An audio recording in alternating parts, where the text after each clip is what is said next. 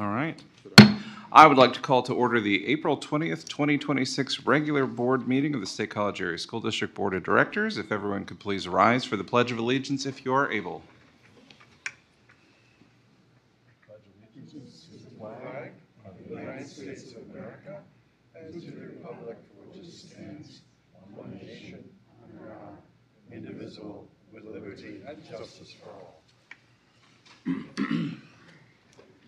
Thank you. I'd like to welcome everyone joining us this evening, both in person and remotely.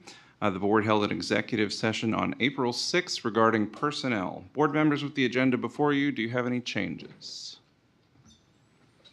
All right, in that case, I'd like to call on the board secretary to take a roll call of board members present. Dr. Anderson. Here. Dr. Bader. Here. Dr. Barlow. Here. Dr. Demo. Here. Ms. Damaris. Here. Ms. Huff. Here. Dr. Lozon. Here. Dr. Miller. Here. Thank you, Lynn.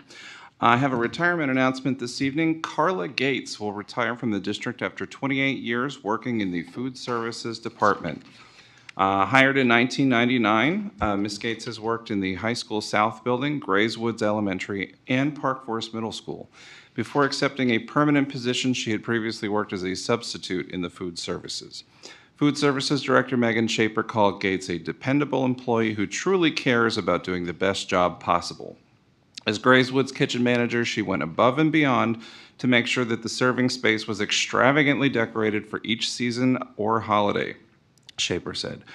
Carla is always caring and kind to the students, and with her colleagues, she will be greatly missed. The board thanks Carla for her service and wishes her all the best in retirement.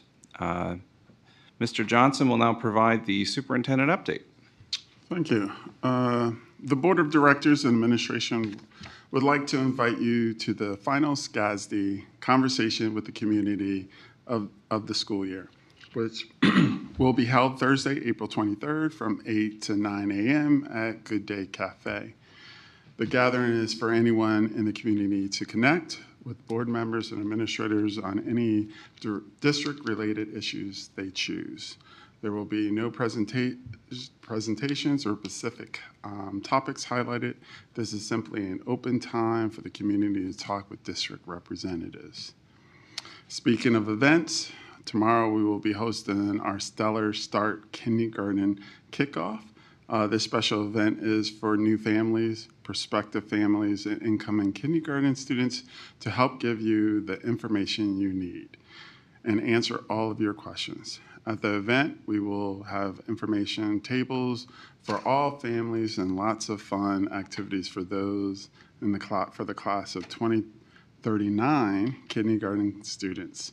We hope you can join us anytime from 4:30 to 6:30 on Tuesday, April 21st at Mount Nittany Middle School. It's an open house format, so come when you wish. Note the location of Mount Nittany Middle School, as we had to change locations because over 150 families responded. Samantha Corza, I thought I saw her, who teaches journalism and English at State High, was recently named in the 2026 Journalism Teacher of the Year by the Pennsylvania School Press Association. In addition to teaching, Corza advises State High publications, which includes the school's yearbook, the student newspaper, Lions Digest, and the daily morning broadcast on WSCH-TV. Congratulations, Samantha. We extend our deepest gratitude to the Giant Company for their remarkable $19,249 donation through the Feed in Schools Kids Initiative. These funds were made possible by the generosity of our community members who choose to round up at checkout to support local students. The funds will directly support our food services program, ensuring that every student has access to the nourishment they need to learn and thrive. That's it for my announcements. Thank you, Mr. Johnson. I'd now like to call on Tim Letwin, our student representative from Delta High School, to share this evening's student update. Thank you, Dr. Miller. Kudos to State High student Colin Preble for being awarded an all-expense-paid summer study trip to Germany. one of only 36 selected nationwide by the American Associations of Teachers of German, AATG. Colin earned this prestigious scholarship by scoring in the 95th percentile on the National German exam and passing a rigorous interview process. The exceptional achievement places him among the top 100 German students in the country. We also congratulate his teacher, Joanna Carlson, on this incredible achievement. Congratulations to the Park Forest Middle School Science Olympiad team on earning a bid to the Pennsylvania State Competition.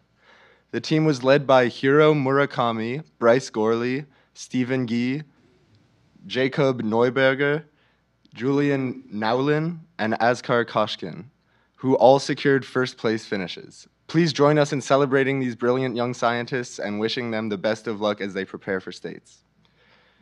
We are proud to recognize the outstanding achievements of our high school CTC students at the Skills USA Leadership and Skills Conference.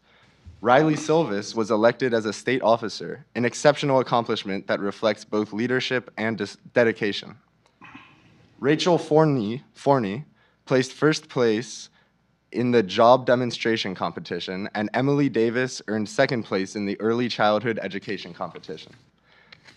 Rachel and Riley will travel to Atlanta, Georgia in early June to represent our State High chapter at the national level. State College FBLA chapter returned from the Pennsylvania State Leadership Conference with quite a bit of hardware. The event features over 70 competitive events in business, leadership, and technology, including tests, presentations, and role plays. Of the 92 students represented, 33 placed in the top 10. Student leaders were Ishan Pan, Maxwell Cooper, Sergey Zanhoff in website design, along with Sunyun Koi in Introduction to Parliamentary Procedure, who all earned first place in the state. Additionally, 21 students qualified for the National Leadership Conference in San Antonio, Texas. The chapter was also recognized as a champion chapter and achieved gold status for their outstanding efforts this year. All right. Thanks very much, Tim. Jackie, do you have a legislative update for us? Just a reminder that, I'm so sorry.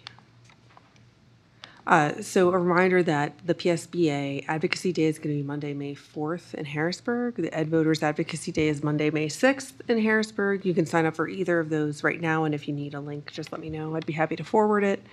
Also, just so you know, last week the House Education Committee held an informational hearing to examine Pennsylvania's EITC and OSTC credits, focusing on their $680 million annual cost, growth, and limited legislative oversight. The testimony from state agencies and analysts emphasized that statutory restrictions prevent collection of key data such as household income, prior enrollment, and academic outcomes, which make it difficult to evaluate the program's effectiveness. So just wanted to let you know that conversation is happening in that committee. We will be getting more information as the House and Senate both come back in session in the next few weeks. All right. Do you want to mention the resolution the PSBA? Oh, no. All right. Thanks, Thank you. Jackie. Jesse, do you have anything from COG? Nothing new to report. All right, very well. In that case, we now have time for public comment. Each individual will be allotted up to 3 minutes for items related to board business that are not a consent or action item this evening. For those items, public comment will be held just prior to voting on that item. Please state your name and where you reside in the district. Is there anyone who has registered ahead of time to make public comment this evening? All right, is anybody present who would like to make a public comment? Yep. Like I said, come on up, tell us your name and where you reside in the district. Good evening. My name is Amanda Johnson, and I reside in Ferguson Township.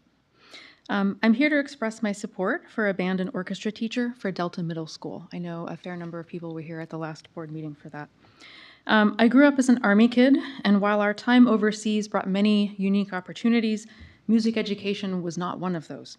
My small Department of Defense dependent school did not have the resources for instrumental music instruction during the important 4th to 7th grade time frame in which I attended.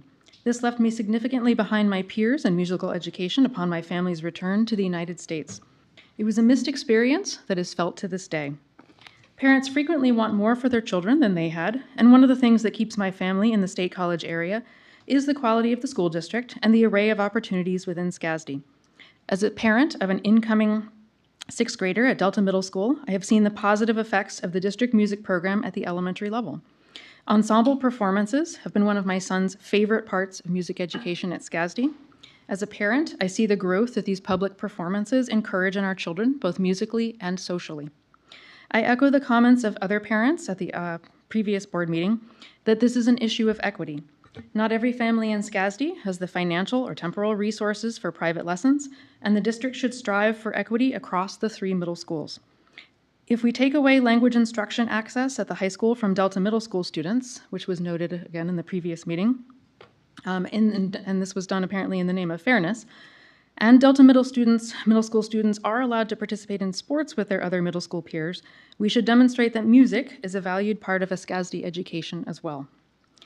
Finally, many families choose the Delta programs not on a whim, but for important educational needs, and children and families should not have to choose between a school that meets those needs and a quality music education. Thank you. Thank you, Ms. Johnson. Is there anybody else here who would like to make a public comment this evening? All right. Anyone online to make a public comment? All right. In that case, next we will move on to the consent agenda, which includes several items that we will address with a single motion for approval. To facilitate any questions or discussions, we'll go through each category individually. Please raise your hand, board members, if you need clarification on any of the items as I present each group. We will start with approval of the minutes from our Act 34 hearing and our previous meeting. All right. Operations. Any questions, clarification about operations?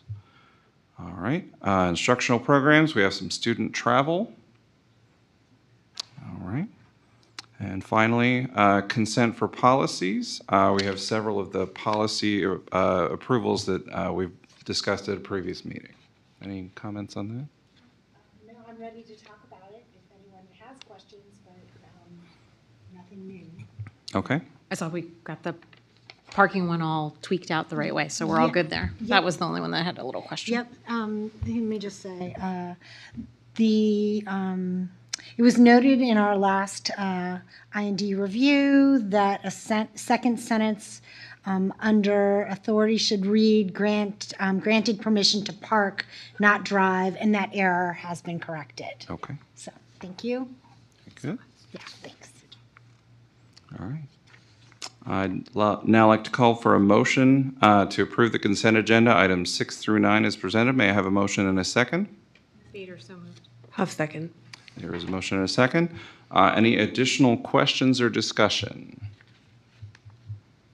All right. Is there any public comment about tonight's consent agenda? All right. In that case, board members in favor, please say aye and raise your hand. Aye. Any opposed? The consent agenda is passed. Next, we have a long list of action items, so bear with us this evening. Agenda item 10A is a motion to approve the food service meal prices for 2026-2027. This is shown in attachment 10A. May I have a motion and a second? Anderson moved. Barlow, second. All right, we have a motion and a second. Any questions or discussion about the food rates? I had a nice presentation from Ms. Shaper. Okay. Is there any public comment about this action item? In that case, board members in favor, please say aye. Aye. Any opposed? That motion carries. Agenda item 10B is a motion to approve the proposed final budget for 2026-2027. This is shown in attachment 10B. May I have a motion and a second? Anderson moved. Demo second. All right, we have a motion and a second. Do we have questions or discussion? We've kind of had several, but yeah. Yeah, I guess I just, in terms of the positions added, recommended, I know we discussed the likely need for potentially up to several special ed positions, but there's no modification as yet to what's in front of us this evening. So I wondered if administration could reiterate, speak to that as to, I know we don't have a definite number and that may shift and change depending on what enrollments come in between now and the beginning of the semester in terms of that impacts our needs of what we might need. But I know, I believe the superintendent mentioned a potential of 4 positions. So I'm just a little, I don't know why that's not included in tonight's agenda item. So we're still working out the numbers, and as far as enrollment, obviously there's some students that require more attention than others. So we're waiting for the final numbers to get those that information to you. We're also, there's some other things that are in the works to see if we can come up with the funding within our existing budget. Okay. So until we find out that information and total numbers, which will come at a later time, because we need to find out who's registering into our elementary schools and everything, and what we're doing with other programs to see if how much we can absorb within our budget. Understood, and I'm aware, and I'm reiterating to the public that this is a proposed final budget, and of course, budgets are always have the potential to shift and change. I just, with the significance of the amount of need that we have potentially for us, I just, with it not being in the documents, I want to speak to it publicly now and make it really clear that that we're facing the need for potentially a number of additional positions to meet the needs of our legal special ed mandates and our moral and ethical ones as well, to serve students with the appropriate ratios of teachers. So yeah, I think if it's not in writing, I'm going to say it really loudly right now, here and now, that that's a high likelihood and need as we move forward. So. If I could just, I'm Yeah. sorry, if I can just say one thing. This is a proposed final budget. There still are additional meetings when we'll discuss the budget. There's also a budget hearing when the community can have an additional opportunity to hear more information about the budget. So there can be changes, and whether they happen within this time period, that time period or not, remain to be seen. But as Mr. Johnson said, we're working diligently to not increase the need, but fund any additional positions that we may need within this current budget. Deb, go ahead. I guess on that note, I would direct people's attention to slide 10. I'll wait until Joe gets there. Which gives a staffing report comparison between the budget for 25-26 and the budget for the upcoming year. And in that, you can see that there is an expectation of 2 more special ed teachers there, but because we may not have a need in another area, that may just be sort of a transfer of need that may not satisfy all the needs. There's also a listing of 24 additional special education paras needed. Both of those lines, some of these lines are items that you've already approved through the HR report. Exactly. I'm not saying that these are additions to the budget. I'm just saying, where is the need discussed in these documents? This is one place where you can find that.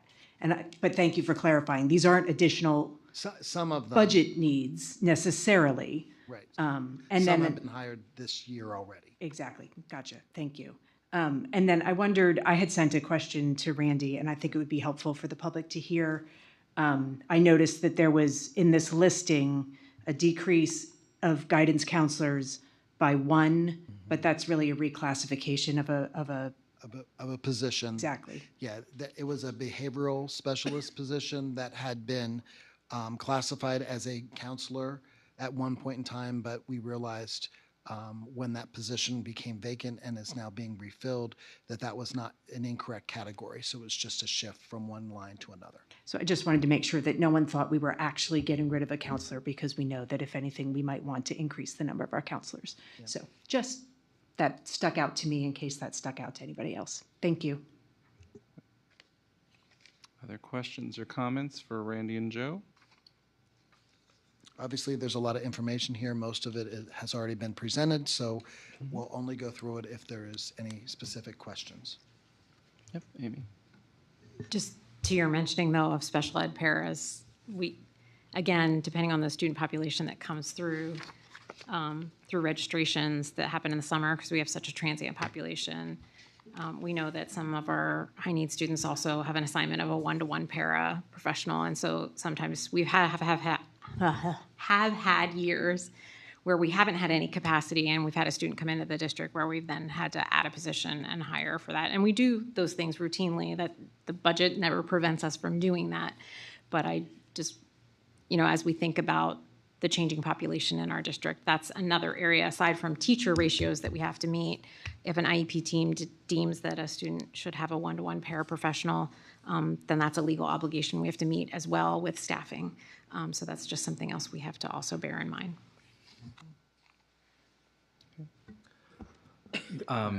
There's been a lot of public discourse around increased taxes. What type of austerity, can we put it into like qualitative terms, like language? What types of austerity would look like if we did not raise taxes? What things would have to go?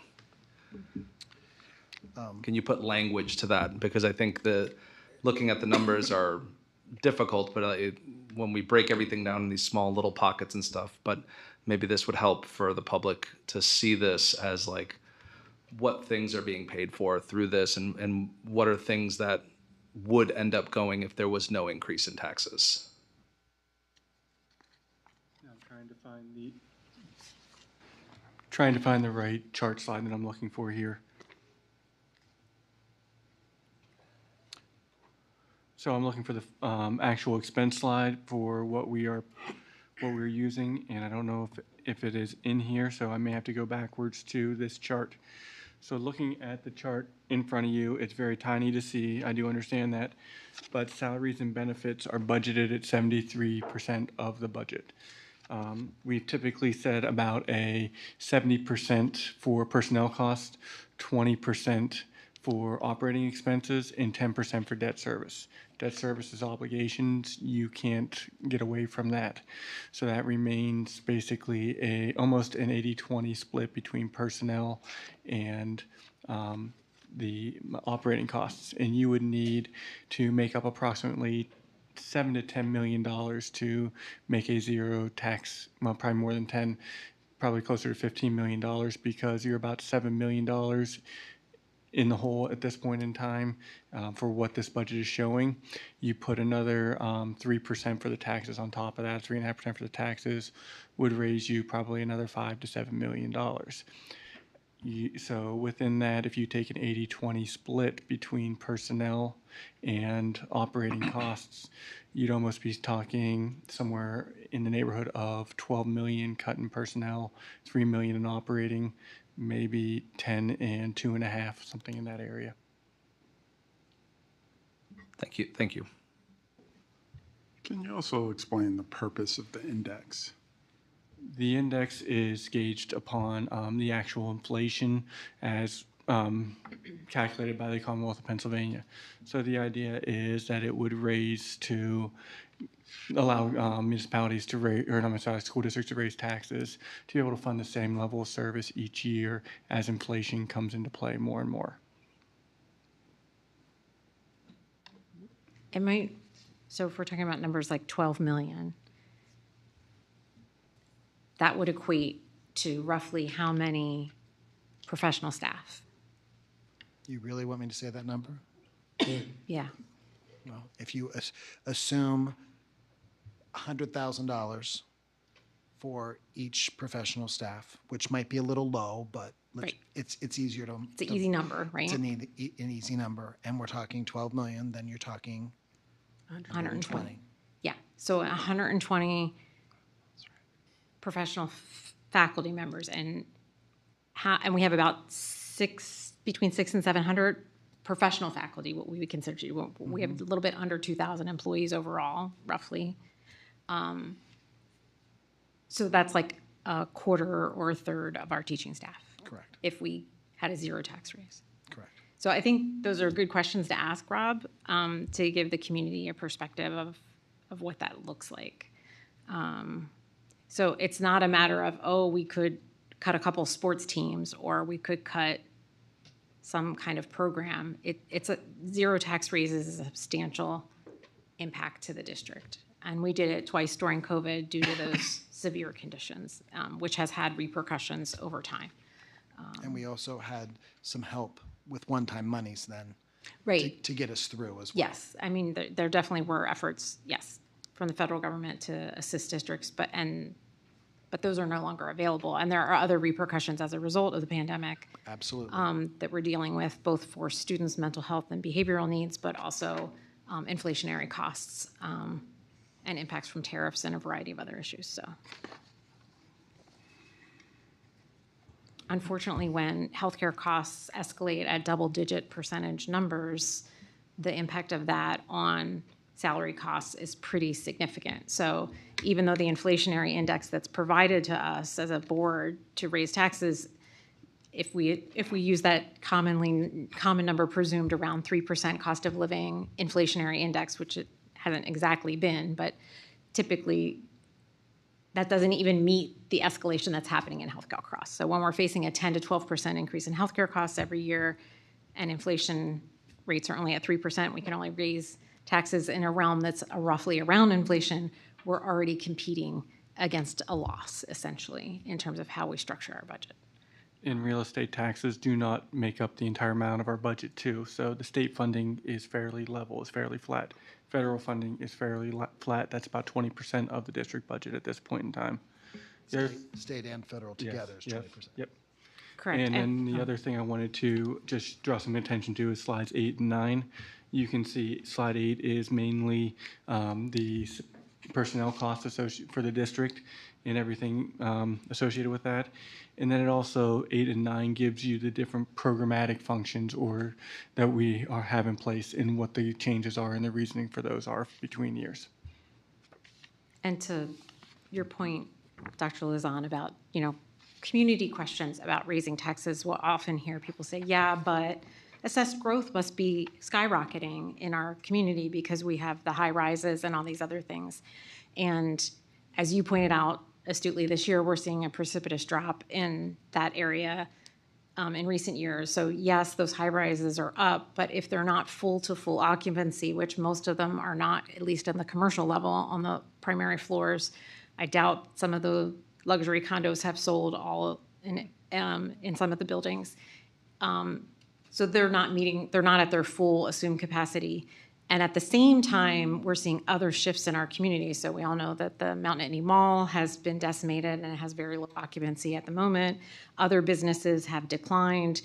With online shopping, we're seeing a decrease in commercial retail spaces in the community. And those organizations, whether they be hotels or other commercial spaces, can appeal and request that their tax rate be reduced because they are not at the same level they've been. And we are seeing more and more of that in our community, those tax assessment appeals that happen. And so those numbers are actually decreasing and not increasing. So that's a public perception that's important to correct as well, that yes, we've seen new developments going into our community. We've seen the high rises going downtown, but there's a lot of shifts and changes in where those economic drivers are in our community. And so just because we see that physical building go up, it doesn't always equate to more revenue for the municipalities or the school board in the same realm. I mean, I'm not saying that they don't. There are some, but often it's one-time transfer tax and other things that have a one-time boost, but we can't count on that from year to year for our budget.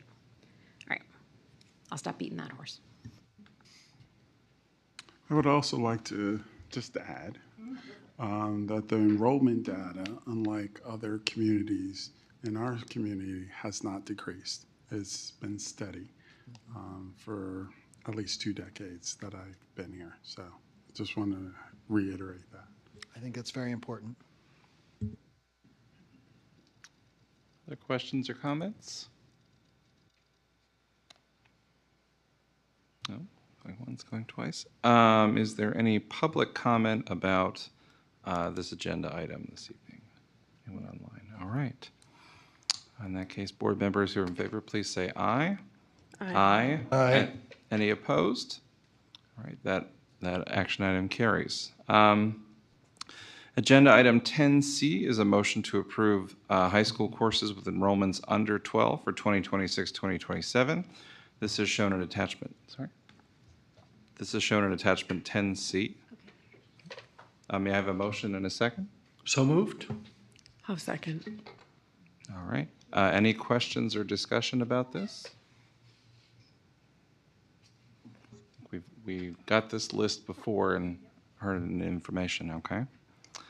Is there any public comment about this item? No. In that case, board members in favor, please say aye. Aye. Aye. Any opposed? That item carries. Agenda item 10D is a motion to approve the 2026 to 2029 SCASD Education Foundation MOU. This is shown in attachment 10D. May I have a motion and a second? Anderson moved. Demo second. No, we have a motion and a second. Any questions or discussion about the MOU? Had a meeting recently. well- Yeah, Deb? As the board rep to the foundation, I guess I just want to say that I'm excited to continue our partnership for the future. It is very much to the benefit of the district, and we appreciate their support and the community's support as well. Thanks, Deb. All right. Is there any public comment about this action item? No. In that case, board members in favor, please say aye. Aye. Any opposed? That item carries. Agenda item 10E is a motion to approve an agreement with Believe Learning LLC for professional development services. This is shown in attachment 10E. May I have a motion and a second? Peter, so moved. Demo second. Motion and a second. Any questions or discussion about this item? Here. Good. Is there any public comment about this item? In that case, board members in favor, please say aye. Aye. Any opposed? That item carries. Agenda item 10F is a motion to approve the charter school reauthorization for Center Learning Community. This is shown in attachment 10F. May I have a motion and a second, please? Also moved. Anderson. All right, we have a motion and a second. Any questions or discussion? We've had this presentation as well.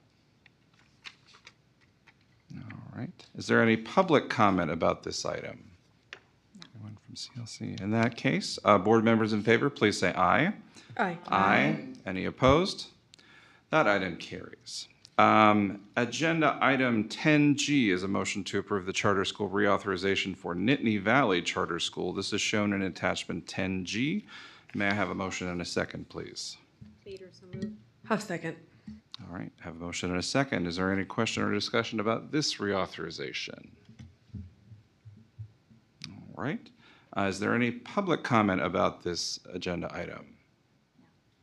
In that case, board members in favor, please say aye. Aye. Any opposed? That item is passed. Still going. Agenda item 10H is a motion to approve the demand response utility usage contract. This is shown in attachment 10H. May I have a motion and a second, please? Damaris motion. Peter, second. All right, we have a motion and a second. Any question or discussion about this agenda item? Yep, Deb? I just want to clarify, this is different than, it's in addition to, it's separate than a contract to buy our energy, right? Absolutely. So if, because if the timing doesn't sync up, if after the next time we authorize to go with NRG, which is our plan, if for some reason we change to use a different energy supplier, does this contract still work or does this become defunct? Mike, can you answer that question, please? Am I asking, do you understand what I'm trying to ask? Absolutely. Thank you. Mike, we can't hear you. He's muted. Can you tell him? Mike, can you hear me? Can you unmute, please?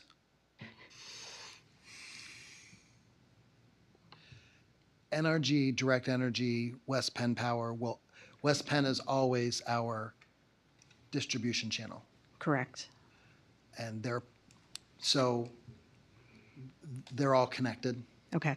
So I'm 99% sure that this does not, and Mike would not be presenting something.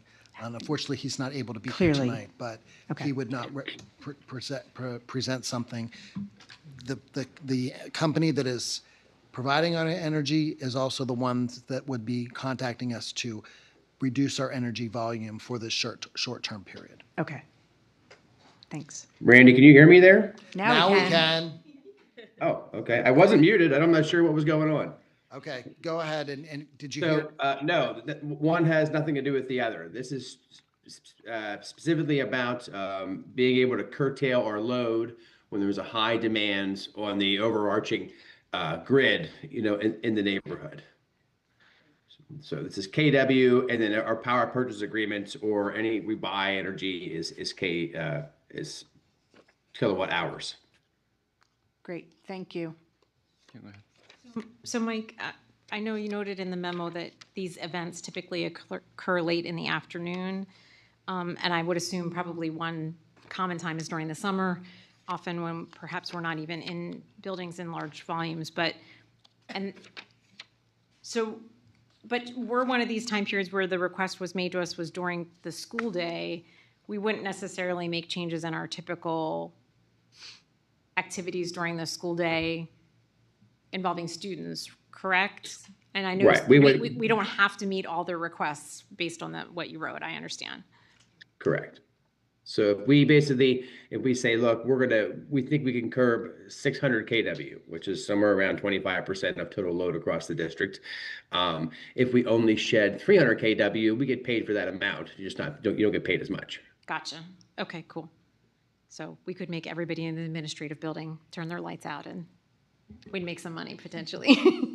Yeah. And just for the benefit of saying it out loud, it does note in the memo that there's no penalty for failed attempts to shed load. So if we shed no load, there's no penalty. We just aren't getting that potential revenue we could have gotten if we had to shed the load. So No, I think it's a great opportunity and I'm glad we're able to pursue it. So I just for parents to understand, it doesn't mean we won't shut everything off in buildings just to incur some revenue. Yeah. All right. Other comments, questions? Is there any public comment about this action item?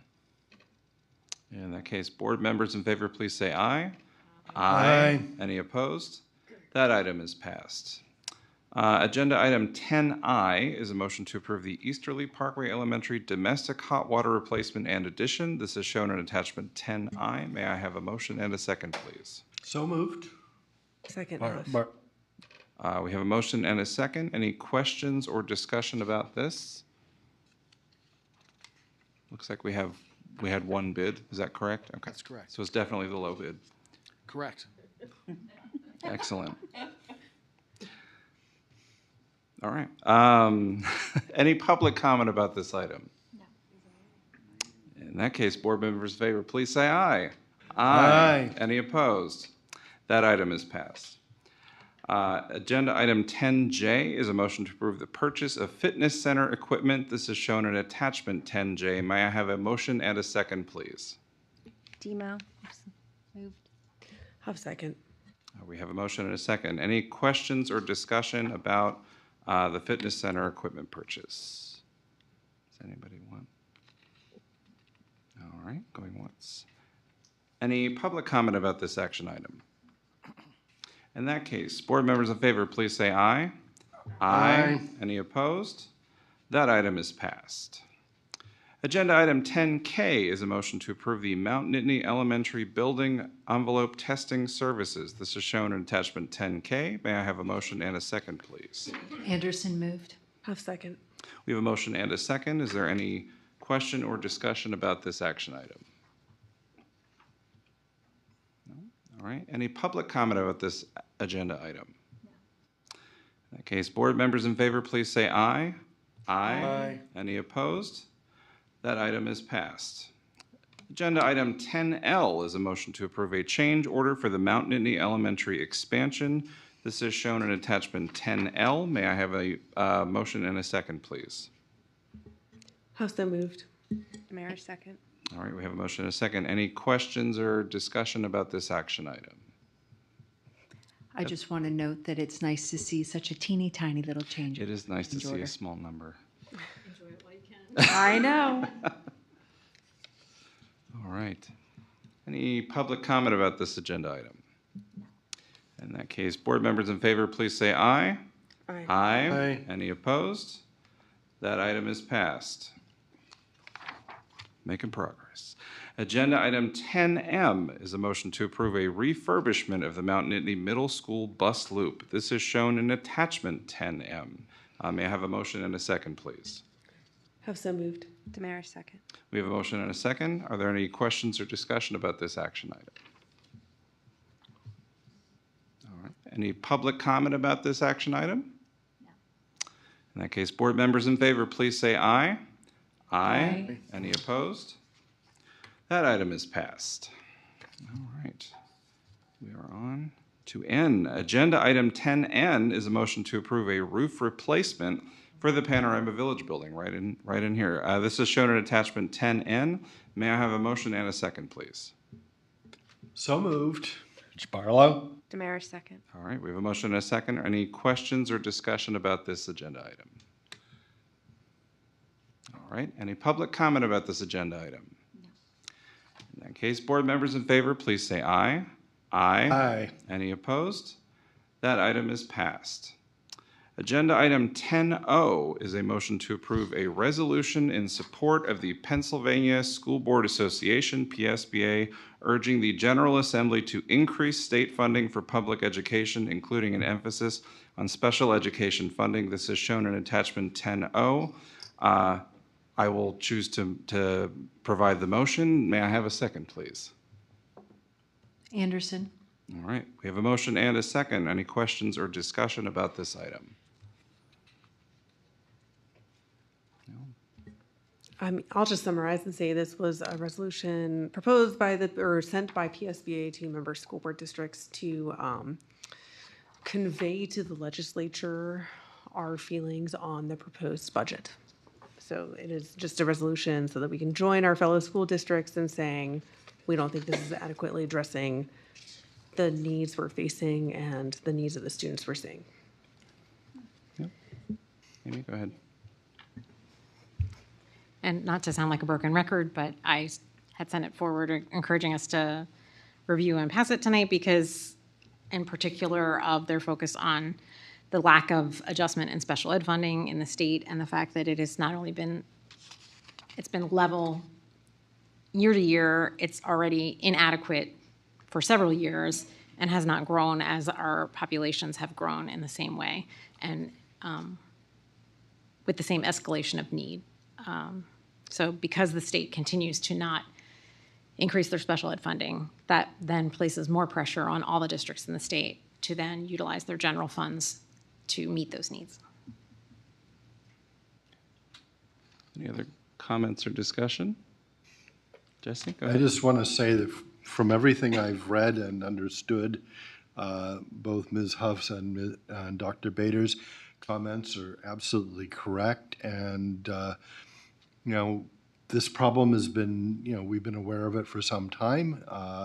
And, as a result of a lawsuit a few years ago. And it's really appropriate that our legislators pay attention to it. Thank you, Jesse. Is there any public comment about this agenda item? No. All right, in that case, board members in favor, please say aye. Aye. Aye. Any opposed? That item is passed.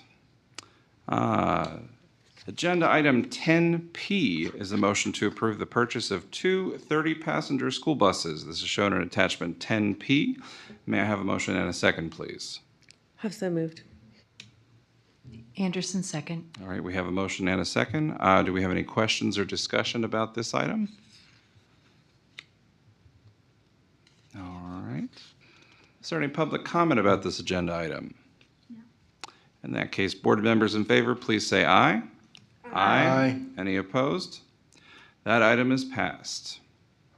Agenda item 10Q is a motion to approve the purchase of various musical instruments and supplies. This is shown in attachment 10Q. May I have a motion and a second, please? Anderson moved. Damaris, second. All right, we have a motion and a second. Do we have any questions or discussion about this agenda item? Is there any public comment about this agenda item? No. In that case, board members in favor, please say aye. Aye. Any opposed? That item passes. All right, we're getting towards the end of the alphabet here. Agenda item 10R is a motion to approve the U.S. Tennis Association Build It Forward grant. This is shown in attachment 10R. May I have a motion and a second, please? So moved, Bader. Second, Barlow. All right, we have a motion and a second. Are there any questions or discussion about this agenda item? Yep, go ahead, Amy. I was just appreciation to the local tennis community for their efforts in helping us gain these grants and bring them together. Not only will it help us deal with an upgrade that we're going through, but I know that the new system will have some benefits for the adjacent neighborhood, which has been a longstanding concern. So we appreciate that activism. All right. That's all I was going to say. Okay, very good. It seems that we have agreement. Any other comments or discussion? All right, is there any public comment about this agenda item? In that case, board members in favor, please say aye. Aye. Any opposed? That item passes. Agenda item 10S is a motion to approve the Welcoming Schools Resolution reflecting the district's legal responsibilities and its commitment to serving all students with dignity and respect. This is shown in attachment 10S. May I have a motion and a second, please? Demo, so moved. Damaris, second. All right, we have a motion and a second. We've been talking about this one for a while. Any questions or discussion about? Yep. I wanted to bring up that we had discussed as part of our conversation that there, in addition to the resolution, which we tried to make very accessible, that we, the subcommittee did work on a one-page infographic, and I wanted to thank our K through 12 bilingual family liaison who took a quick look at it with her expertise, and then CJ looked at it, and we actually were able to share it with Penn State Jefferson Law Center for Immigrant Rights Clinic and the Penn State Center for Education and Civil Rights, and I just checked, and they've looked at it, and so we are all systems go pending approval to get that resolution out and accessible to families, and so it's been a real team effort. Tanya and Chris really did a great job setting us off, and a lot of people have touched this and made it better, so we're really grateful. Great. Jesse? I just want to say that, I've read a lot of resolutions like this over the years, and I really like this one. I was asked about it just yesterday, actually, when I was at the APITA Festival, Saturday, I guess, of the APITA Festival downtown, watching the Dragon Dance, and I really appreciate all the hard work that people other than me actually have put into this. Great. All right, any other comments? Is there anyone who would like to make a public comment about this agenda item? No. In that case, all board members in favor, please say aye. Aye. Aye. Any opposed? That item is carried. Thank you, everyone. That brings us to the end of our action items for this evening, believe it or not. We are now moving on to information reports. We are joined by Mr. Brown, Mr. Fisher online, and also Mr. Jeff Straub from Crabtree Rohrbaugh, and Mr. Matthew Helm from Macero Construction Management to provide an update on the Park Forest Middle School bid results. Gentlemen. Thank you, Dr. Miller. I just want to kick things off, and you've obviously been working with Jeff Straub for several months. Wanted to introduce you to Mr. Matt Helm, who is with Macero Construction Management. He'll be working with us. For those of you who were familiar with our previous projects, Matt is the equivalent of Tim Jones, who used to come and join us. And so tonight, Matt is here to share any additional comments beyond what Mr. Straub has to share about our bid results and what our next steps are. And then just as a preview, Matt will be joining us the first meeting of every month at your Committee of the Whole meeting to provide a project update once we have a project started and need to have updates as well. So it was a very positive day for us at Bid Day. As I always have to make a connection to money, the finance team of our finance consultant and our bond underwriter. They will be joining us at our next meeting to talk about financing strategies. We're very excited now that we are getting much closer to putting a project to ink and paper and having something to fund. We'll be presenting that. But tonight, we want to share the results, and we'll let Mr. Straub take it away. And Matt and Mike is still online, so he'll chime in as necessary. Okay. The PowerPoint that we have this evening is a follow-up from the board memo that went out to everybody last week. Also, all the board members should have an 11x17. This is sort of an overview. It's actually an excerpt from your board memo, and this is sort of the bid summary, pulling a lot of the pieces together, and then we'll break it down as we go through it this evening. Okay.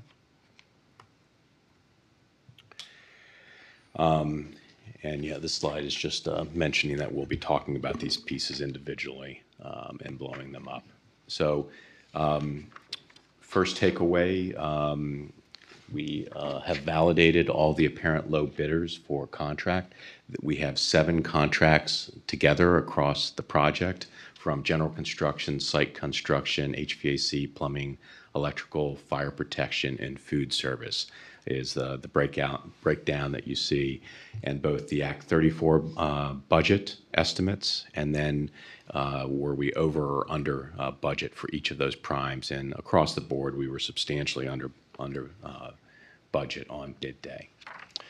One note, the site contractor, while all the other contracts, you must take the base bid, there was a large site wall construction component of the site construction, which is $4.1 million. That needs to be included with the 11.5. So actually you're roughly about $15.6 million total for site construction. And we'll go through that in a little bit more detail. Okay, so looking at across the board, both at the base bids that we mentioned, we're gonna have some discussions this evening about the alternates and what are the administration's recommendations, but also answer any questions. We gave very detailed sort of write-up explanations about each of the alternates in the board memo for you, and go through those in more detail. But the large takeaway here for this evening is, and what we walked away from on the 9th, was the project overall is about $18 million under budget, 14%, and we're going to sort of break that down for you and how we got to that point. But I think that puts the district in a very strong position to move forward with the project. Not news that we always get to bring forward, so it, First time in 6 projects. Wow. thanks, Randy. It's been helping me sleep, Jack. So it was we're very positive of the direction the project is moving forward right now. Okay. So with that, sort of breaking down that component, we'll talk both about the most recent cost estimates that set the cost range back in January. We're also going to look back at where we were about a year ago and talk about these different components. So we had 2 third-party cost estimates. One was completed by a consultant of ours that we were directed to engage, and another cost estimate was completed by Macero Construction Management, and that set a low and a high range for those estimates. And while these 2 cost estimates that you see up on the screen were part of a January memo to the board, each of those included, one estimate was 31 pages, another was 59 pages, so quite a lot of detail in those breakdowns. Ultimately, the TCT cost estimate that was under our umbrella was utilized as the Act 34 budget, the low end, and then we used the Macero as the high end, with the fact that Act 34 builds in an 8% increase. So that sort of made sense to how we structured those for bidding purposes. Okay. The next was administration had sat down with us after the bids came in and after we first took that sigh of the excitement of really put the district in a strong position, but why were we where we ended up? And so there was some discussion of analysis. And so a couple things tie into that. One is typically when you do a very detailed cost estimate with cost estimators, there's always, sometimes it's 3%, sometimes it's 5% estimating contingency. In this case, both estimates had 3% cost estimating involved in the project. And then TCT cost estimators also had a 3% escalation anticipating growth throughout the project for inflation. So what does that mean? And I'm going to focus a little bit more on the Act 34 budget, since that was what was utilized for Act 34. So Act 34 budget was about $130 million. And what we're seeing is that contingency was not needed for the estimate. So that takes out about $3.5 million. The escalation was $3.7 million in the budget. And then the next component I'm going to mention is $4.5 million for a site wall related to the project. And I mentioned that earlier with the site construction that needed to be broken out. Both estimates did cost estimating based on a site wall that goes, and we'll show it graphically in a future slide, essentially on the west and the north side of the site, and it goes the entire length of the building. In estimating, it came into about $8.5–9 million for that site wall. So quite a large dollar number. So we wanted to first break that out so that we could identify it on bid day. But we also gave, that was what the two cost estimates used in their estimating, roughly an $8.5–9 million site wall. But we also gave the bidders the option if they wanted to propose an alternative design for that site wall. And ultimately, the apparent low came in with an alternative site wall design that saved the district instead of the site wall being $8.5 million, it's $4.1 million. So substantial savings to the district. So that adjusts the overall budget down to $118 million. So with the bids that are being recommended, we're at $112 million. So we're now talking about a 5% delta that we're under budget. And just big picture, though, that 130 to 118 million, we're 14% under budget for the project. Okay. The next is, while the project is not a Plan-Con project, obviously we went through an Act 34 hearing, which the board was all present for. So we also had to analyze where did we come in cost per square foot for building only. The Act 34 booklet set a limit of $105 million for the building only, but once we evaluated what are called GO8s, Plan-Con documents that the contractors have to submit, we evaluated that the building only cost is $89.5 million, so we're substantially under that limit. So pretty much the Act 34 is no longer an issue for the entire project. We also looked at not only the bids, but looking at the entire cost of the project. So all soft costs, whether it be design fees, permitting fees, construction contingency, like the construction, the change order that was mentioned earlier for the elementary school. And we have validated many of those numbers. We'll go through a few of them this evening for you. But the takeaway was when all is included with the base bid, we're hovering around $137 million for the total project. That also includes $3 million for road improvements along Valley Vista that are planned, that are not specifically in this bid. And we stepped back when we were looking at the bids, both looking at this analysis that the administration had asked us to do, but we realized while scope had increased over the last year, site work became much more substantial than initially anticipated. And the building also grew some. For instance, we added a 7th team to the building, and some other expansion components. The auxiliary gym became a base bid item instead of an alternate. So that had led to the updated cost estimates.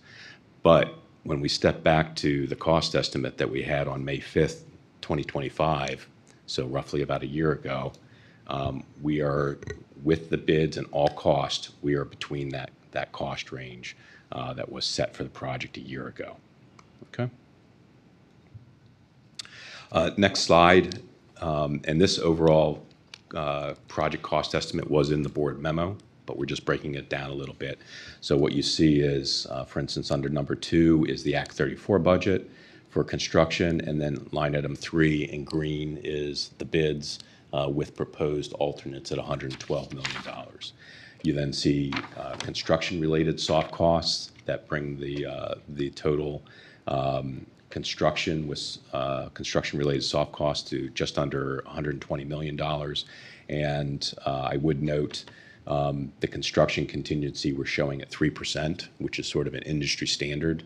Sometimes 3 to 5% for a project this large, you typically bring the percentage down. So we're budgeting $3.3 million for construction contingency. So anticipate that we will see issues, whether they might be land issue or they might be subsurface issues.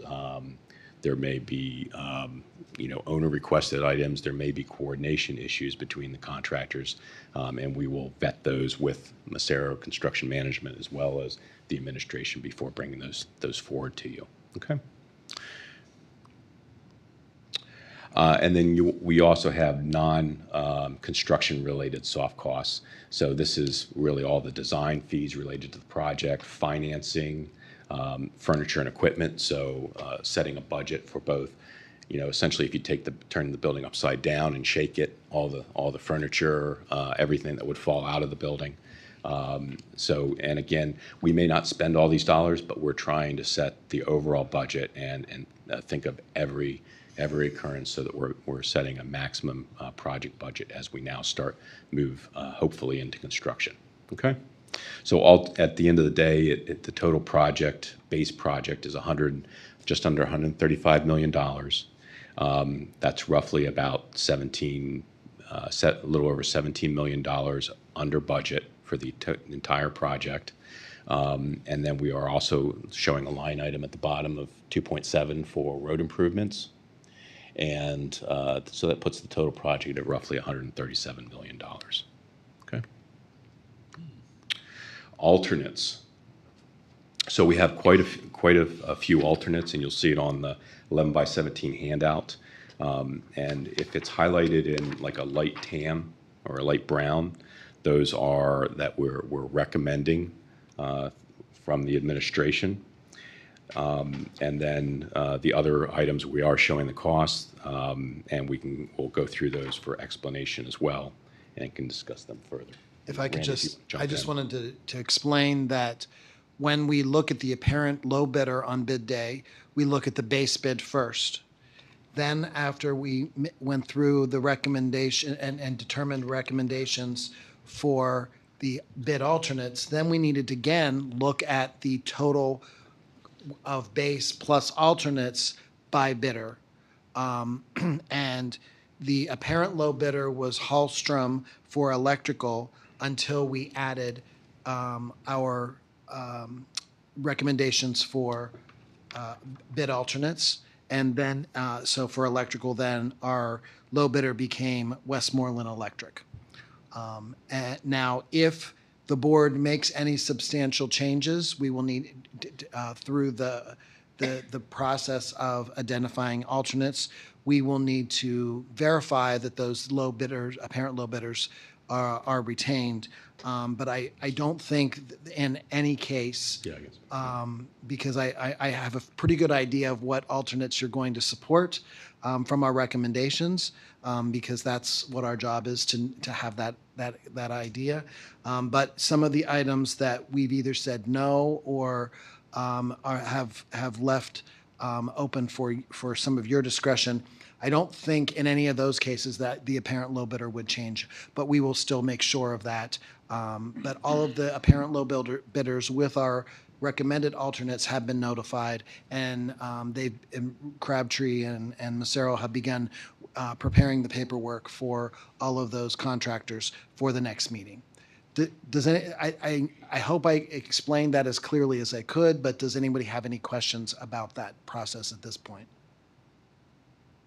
Okay, great. Go ahead, Jeff. Okay, and yes, to validate, except for the electrical, no other prime contract is modified by the alternate selection. And usually the discussion we have with administration is let's first just focus on what alternates do you want, do you not want? And if that has an effect on the contractor, so be it. In this case, that only has an effect on the electrical. In later slides, we're going to show actually the breakdown for each of the prime contracts. And so we'll go into a little bit more detail into the electrical for you and show that one nuance that's a little bit different. Okay? So I'm going to go through a couple of these alternates. And then we also have follow-up graphics, which again was also in the memo for you. Some of them do have graphics, some do not. So the first is for unclassified construction, and this is as simple as the contractors are digging down to get to contract depth for foundations. If they hit rock, if you accept this alternate, they are responsible for that rock. If you do not take it, then we track it by a unit price. This is really a lot like an insurance policy. Essentially, if you take it, it's the contractor's problem. If you don't, then we sort of pay for it as we go. For across all the contractors, it's $274,000. This is a very affordable insurance policy, and we would strongly recommend that. We have seen projects in the past that hit $500,000, $1 million, $2 million worth of rock. The administration is recommending that.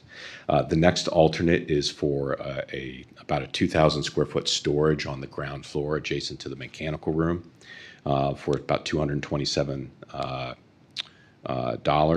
And so to put this into dollar and cents, the overall building is $320 a square foot.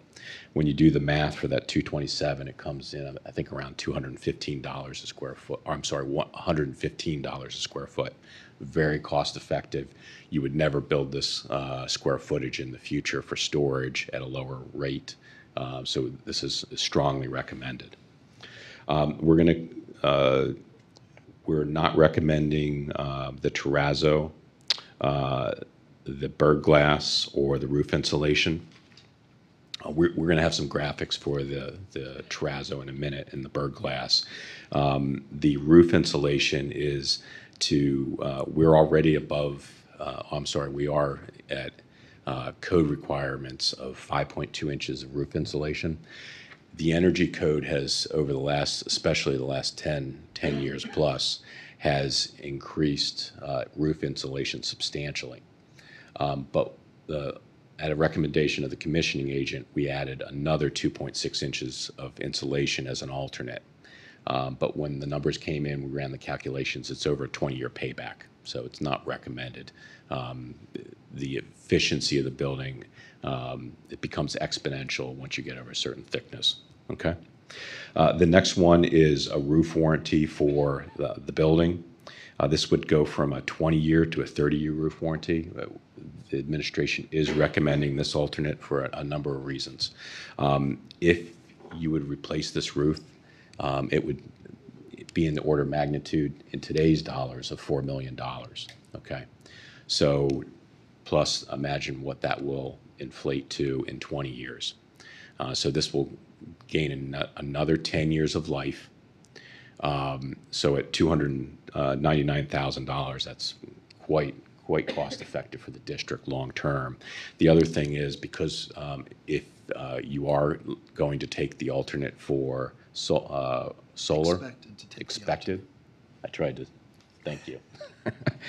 If the board would approve the photovoltaic solar array, while arrays are warranted for 25 years, their expected life is easily to be 30 years plus. So you really should have a roof underneath that has the same life expectancy. Okay. The next is an alternate for additional generator capacity. Obviously, the district, and most notably in the last few years, has had issues with having to bring generators on site.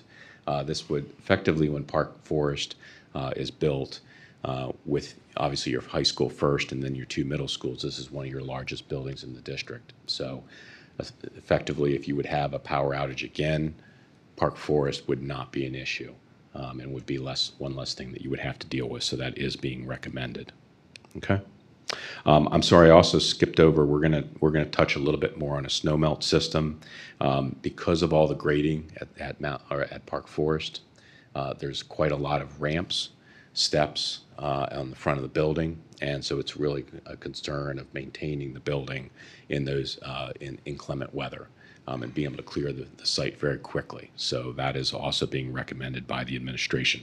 Okay, and then the last is. Was a site alternate 11A or 11B that I mentioned, and the contractors didn't have to submit a price for they were directed to submit a price for one or the other, and so we're recommending the delegated design for the site at $4.1 million, which is quite a large savings to the district. And then the last is an alternate for controls, electrical controls for the HVAC system. And this is not, we're trying to provide 2 companies that could provide those controls to the district. The administration is recommending to keep with the base bid, just because I believe the comment from Mr. Fisher was the user interface is much more efficient for the base bid. You forgot roof stair. I'm sorry? Roof stair and this. Okay, I apologize. There was also, we'll come to the photovoltaic because we have a slide with that. There was a roof stair at $49,000. That's being recommended for staff to be quickly able to access the upper roofs, which we sort of laid the building out that when you get to the upper roofs, essentially you go down the entire length of the building, and one after another, all the large HVAC units are right on that path. This will allow the staff to get to those quickly and then maintain them on a routine basis. Okay, and then the photovoltaic, we're going to talk about that in an upcoming slide. Came in the recommended electrician came in about $250,000 less than the other bidders. So very, very strong pricing for $1.4 million. Okay. Okay, so this is the terrazzo alternate. Specifically, that was to upgrade the flooring in the main lobby and the cafeteria to terrazzo, which has a less maintenance cost. But after discussion with the administration, you don't have terrazzo in the high school and some of your other facilities, so the thought was equity to not recommend that change order, or I'm sorry, that alternate at this time. The next was, there's actually two types of Berg glass alternates that we were looking at, and 4A and 4B, they both come in about $100,000. 4A is predominantly at the stair towers, and the other is the main expanses. 4B is at the main expanses of glass, being at the front of the school, the cafeteria, media center, and gymnasium. Really, 4B is your largest expanses of glass. And we were looking at these two sectors because that's really what would predominantly be a threat with avian or birds. Okay. And then this is a graphic that again was in the board memo. The red is the 4A, and the blue is the 4B, which you can sort of see in the floor plan on the bottom right, which is the second floor. You can see essentially it's across the whole front of the main entrance of the building, really your main substantial component. Okay.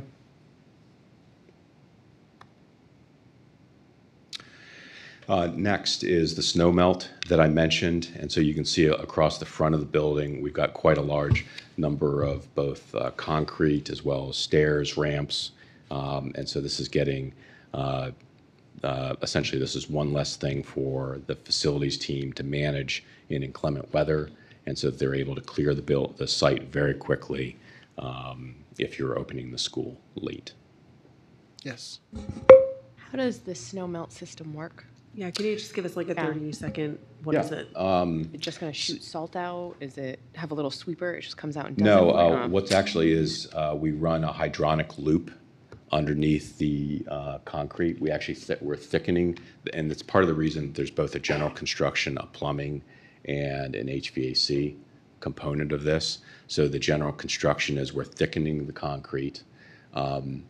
For the plumber, we have to upsize some of the water piping, and then the majority of this is the HVAC, who is running piping in that concrete, and essentially a loop system. And so essentially you're going to heat, and there's a manifold system that you could turn this on or off in inclement weather, and then it would heat that location. That's the most both cost effective, but also energy. You can do this either through electrical wiring or a water loop. The water loop is the more efficient way to go. Okay. So after that too, Can you turn your mic on? That's okay. to add to that, with the hot water system, you'll also decrease the amount of salt you'll need, which will in turn increase the lifespan of your concrete. So it just works both ways.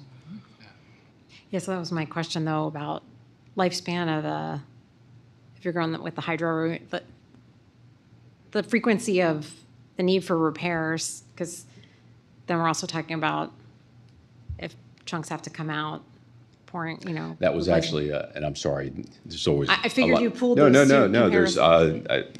thank you for asking the question. We're always hitting sort of the high level. Another discussion we did actually have during design was why we did select the hydronic loop over the electrical is the hydronic loop has a longer lifespan, because really, once the piping's in place, you're just pushing, really, it's not just the water, but like a glycol system, so it doesn't freeze, where the electrical system has a shorter lifespan. So, very good point. Yeah, my dad laid the electrical system before he retired years and years ago when it was first new. But what about though with this site? Like it makes a lot of sense. I can see a lot of really positive things for it. But knowing too, we're here in central, where we have a lot of karst geography. We already know we have some settling at the high school, and there were some issues regarding an issue like that. That's a little bit of a concern for me. Is it flexible? It's not. Even if it's flexible piping, it's in the buried in concrete. So Well, some of it is we are increasing the thickness to the slab. So that is inherently going to increase the strength. Okay. If you would have some settlement occur. There is some flexibility in the piping. Okay. I know That's it's always probably a risk. the but best answer I could give on the moment yeah. for that Okay. specific item. Okay. I wasn't sure when you wanted questions, so I'd held a previous one. I was also going to ask about the potential need for repair when you have pipes in concrete. So I guess that is a bit of a concern that I have, but it sounds like we anticipate that it still will be a cost savings even if something were to happen. Yeah, not to minimize that, if you would have an issue with the pipe or something, essentially you would be taking up a section of the concrete. Right. And having to repair that piping. It can be done. It's, not the most cost effective of just dealing with a normal concrete slab, Right. but it could be dealt with. Okay. And then I just had a quick question on the bird glass. Yeah. In the memo, it said the bird class alternates are not recommended because there was another option that's been pursued at a different school.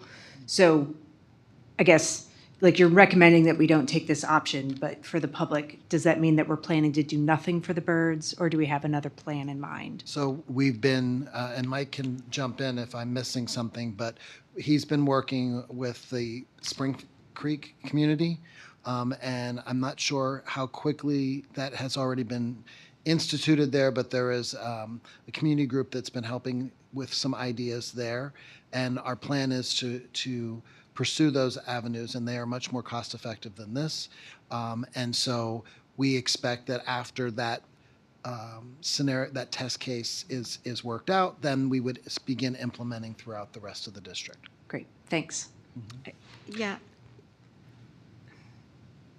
But do we anticipate having any information from that before we have to decide on the alternates? Because that was a little vague for me in terms of like what that looks like aesthetically. I mean, these are giant.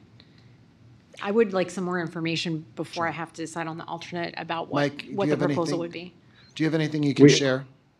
We won't probably have, so I did meet with a birding club. The one gentleman, they've taken some measures at Penn State.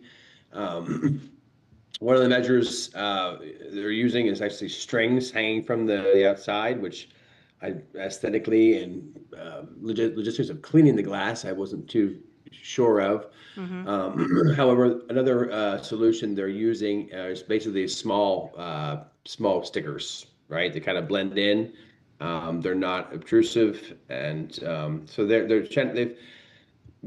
supposed to send me some literature on that. And then, like I said, we took a walk around Spring Creek, and their group is actually going to work with our principal out there to kind of survey, actually bird strikes, and to try to, pinpoint where, our best course of action would be. But I think, in the grand scheme of things, that's kind of the direction, if we were going to go with something, that was kind of where I would be leaning is like I said, there's kind of small round stickers basically that are meant for this type of thing to kind of blend in, but then the birds can actually see them and not see their reflection per se. But as far as having that data back in a test case before we bid on the alternates, I find that highly unlikely. That's kind of what I anticipated. I guess if there's some of that, whatever information you've received about what's been tested at Penn State could be shared with the board ahead of time, that would be helpful, because I mean, Jeff, these are much larger. This one section is a pretty substantive swath of glass compared to like Spring Creek or some of the elementary buildings that we've done. So I think there's reason to consider. I don't know, from my perspective, at least that, I guess it was B, the one section that's the largest swath across those common areas. I have some concern about the logistics of managing that over the long term versus investing in a glass that I'm not discounting $100,000 is $100,000, but we also spent $70K because we wanted to retain the stone facades at the high school for aesthetic reasons. So I personally would need some more information before I felt that I could make a decision on that.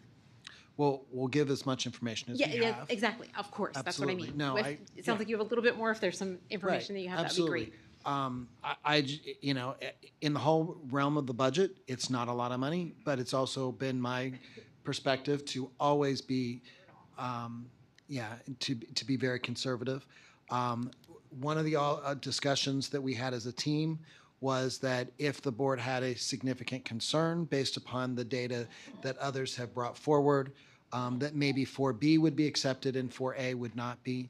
4B is the most expansive window sections. It would be more difficult, the architect has told me, to do something there later, whereas in the stairwells, it would be more manageable if we wanted to do something in retrospect.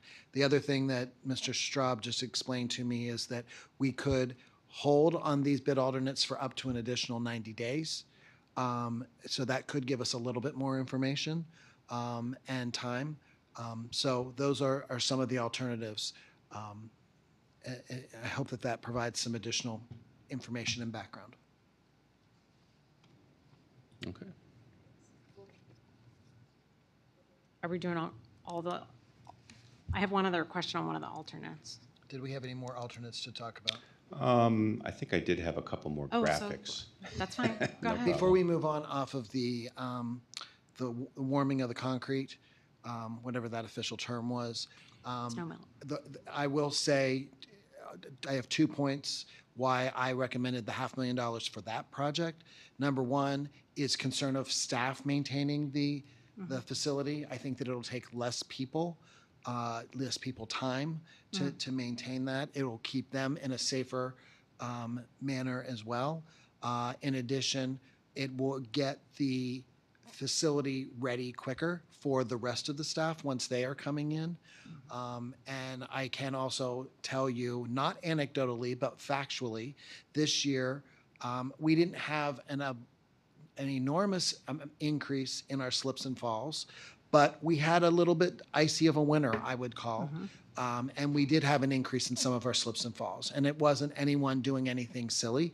I just reviewed that with our insurance broker a couple weeks ago, right before the bids came in, and saw that. And I said, okay, of our employee demographic and the numbers of, there was no apparent area where we should have done something different, other than obviously some additional reminders and things. But it was an icy year, and accidents happen, and that's all that it was. But we did have a significant increase in our workers' comp for slips and falls. So I think that that's a good investment over time, even though it is a large amount of money. No, I agree. I actually, if you don't mind, I had just two follow-up questions about the snow melt. How fast is the process? Like, once you turn it on, how quickly does it melt the snow? And is there a temperature at which it's no longer effective?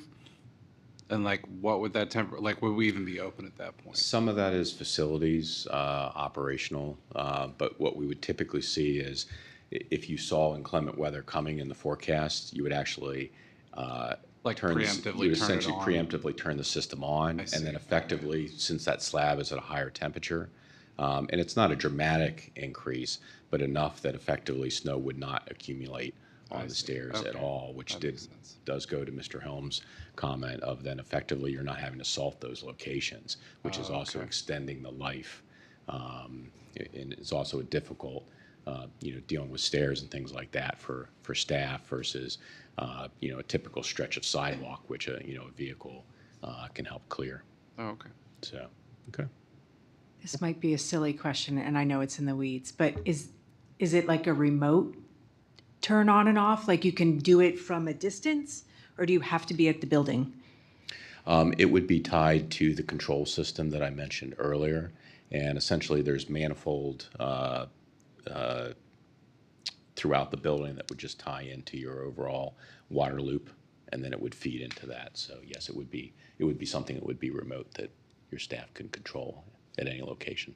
Okay, so like somebody sitting here at Panorama could turn it on and off. You don't have to. Most definitely. Okay, Yeah. thanks. Although that site would be manned almost 24 hours a day. That's why I thought it was probably a little bit moot, but made me very curious. Just providing some additional information. Thanks. Okay, solar array. This is just a graphic of the overall roof of the building. So essentially anywhere that's that you see in blue is going to be the 600 and actually I think it's 680 kilowatt solar array. And I would note with where the bids came in, we did an evaluation of your grants, both for the Solar for Schools as well as the IRA funding. Effectively 50% plus of this array will be paid for from outside funding from the school district. And what that does is bring the overall payback. The array will pay for itself in about 9.5 years. So very, very strong return on investment. Okay. The next is the site retaining wall. Just to show graphically, essentially you can see the red wall or the red line both at the west as well as the north of the site. This is to deal with, even though we stepped the building, There's roughly about 75 feet plus across the whole site. So at the upper corner of the site, that retaining wall is going to be roughly 25 feet tall. So both quite a long wall, but also it gets tall sort of right at the corner. So again, we wanted to break that out for the project. Okay, individual results. Does anybody Yeah. have any other questions Yeah, I'm about sorry the about alternates alternates. before we move on? I had one, well, two. One was just a little bit, the calculation on the roof insulation. What kind of, when we're talking over such a long span of time, what kind of data are they using for like average temperatures, just current, like based on recent average temperatures? One of the advantages of doing U.S. Green Building Council is we have to do a very detailed energy model. In fact, we had a third-party energy model for the project. So what that I can't speak specifically to the days, but The point of my essentially- question is, are they factoring in the likelihood Yes. of climate change Yes. over the next Yes, they are. 20 years Yeah, and they're factoring in the overall anticipated elevations? elevations and location. Okay, And that was my and key question. The advantage was by that energy model was completed during design, and it did help many of our decisions in the building. But then we were very quickly able to hand that over to the energy model, and then they were able to do the payback for us. And we see that a lot of, is it cost effective or not? Which in this case, when you're talking 20-plus years, even with the roof warranty, it doesn't necessarily seem to, we wouldn't recommend it at that point. That was the key differential. I wanted to make sure that that was part of it. And then I didn't understand, so the site retaining wall, so I'm just a little perplexed in like when you said they could propose an alternative design. So, because I don't know what the original design, so was there an original design by the architects and they're like, what, is it a difference in Yeah. material? Like, how can they make such a substantial change that was not Yeah. anticipated in the original design? Like, what are we getting that's different? Okay. You know what I mean? Well, let's hold that question Okay. for a few minutes. We're going to now look at the individual bid results for each contractor, and it'll probably be more clear when we're on the site construction. I'll talk about that for you. Jackie? So just to, you mentioned that with our Solar for School grant, et cetera, that the numbers on this page are the numbers that it costs. But is that so that does not take into account the Solar for School No, dollars? effectively, you would cut that number in half, Okay. and that would be the local contribution. So you're talking about roughly 700, I think it hovers around $730,000 would be the local share for that alternate, Thank you. which comes down substantially. Yeah. Okay. Anybody else? Any for right other now? alternate discussions? I think that was it. Okay. A lot of intricacy. Okay, we're not necessarily going to go through each of these pages, but these pages were in the board memo, and it just shows the sort of the competition that we had for each prime contractor. So general construction, we had three bids for the project. I would mention that Lobar Inc. was your contractor both for the high school as well as the 3 elementary schools that were recently completed. It was not the recent contractor for Mount Nittany who did not bid the project. Okay, and then this also shows the breakdown of the separate alternate, the separate alternates pricing. You'll probably, some of these you will see a lot of fluctuation for cost for alternates. That is not unusual. Sometimes contractors are seeing things completely different, or they might be getting a number in at the last minute. And I'm going to talk about that actually with the electrical contractor, that somebody dropped a price. Basically, they heard what the other contractors were bidding and sent numbers into the contractors in less than an hour from the bid opening. and I think only one contractor actually caught that. So the others have a different price where one of the contractors' prices was different, okay? So let's talk site construction with this, this retaining wall. Okay, so you can see that we had three bids for site construction. Hall Baker was the apparent low. Leonard Fiore and Amaron were the other two bids, okay? Hall Baker was the low base bid in any of the scenarios, though it was roughly about a $500,000 plus variation between them and Amaron. You can see the unclassified. Hall Baker was actually also low for that. Then the pricing for the storage, which was minimal. The key here was the site wall design. So we had the design system and then delegated design. And this is, throughout the process, we actually discovered that this is very common for roadway construction. If you're going down the highway and you see a retaining wall where they're cutting into a hillside or a mountainside. This retaining wall became so large in the project. First, it was the reason we broke it out. But the other component was this is not something that we readily do on a regular basis. It's not something that a lot of civil engineers do on a regular basis. So we spent a lot of time coming up with a design system and experts to help with that. And the challenge was that with this is we're not able to go into the neighboring property at all. So the system is different than, for instance, if you would see a segmented retaining wall for a development or a housing complex here in town, driven by many of them. Typically, that's going back in quite a distance behind the wall to tie in. This situation, we could not do that, which drove up the price substantially. We heard from some that potentially it was going to double or triple the cost. But we had to have a base bid design.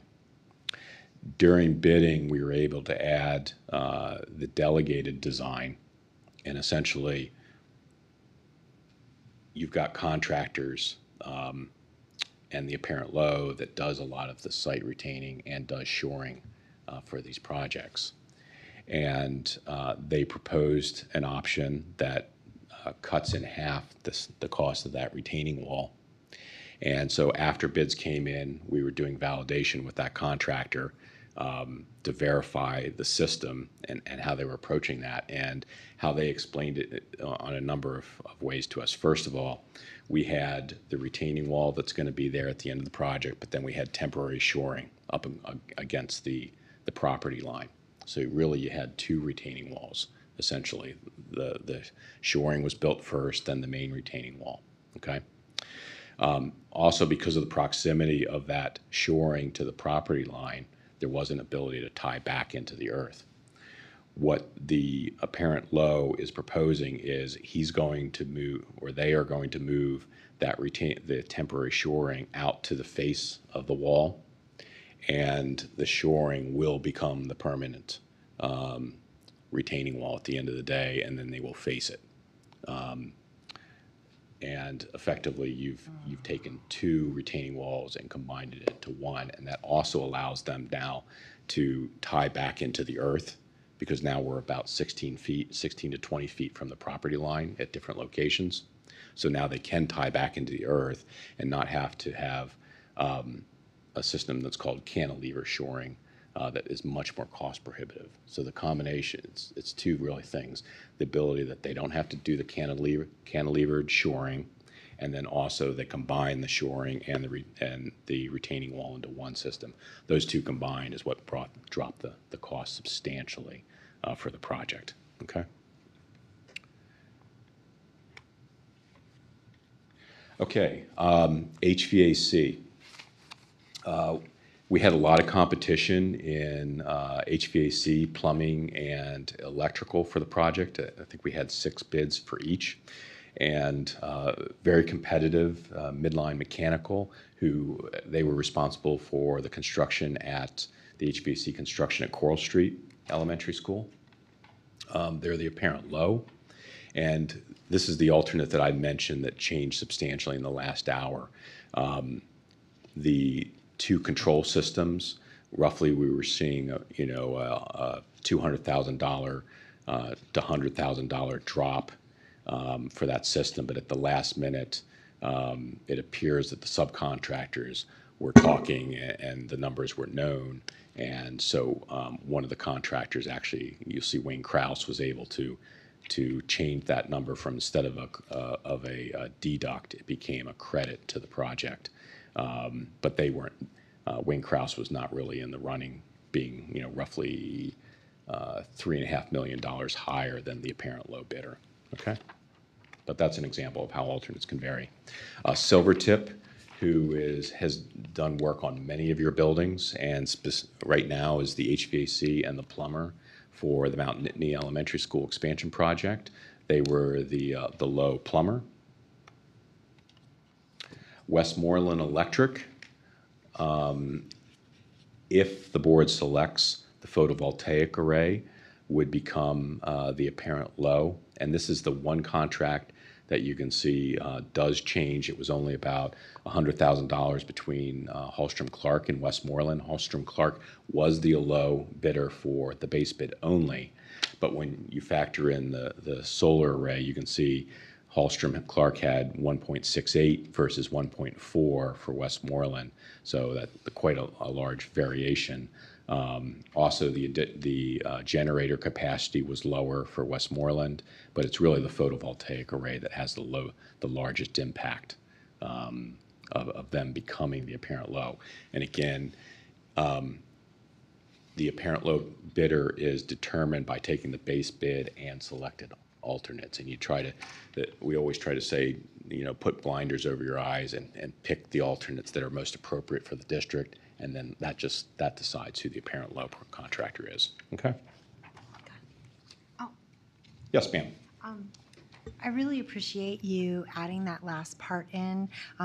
You may know we had a variety of people come from the IBEW Local 5 to talk about this bid project. And so for new board members to understand what the rationale is, and that the low bid is just the lowest number, and it doesn't potentially encompass other factors. And so that was one question I posed, just even though I've been on the board for 2 years, to just clarify for us and then for the public, because if they had heard that, they might wonder as well. So if you could just say that again one more time, I think that might be helpful. Yes. An apparent low bidder is determined by taking the base bid and the selected alternates that the board takes.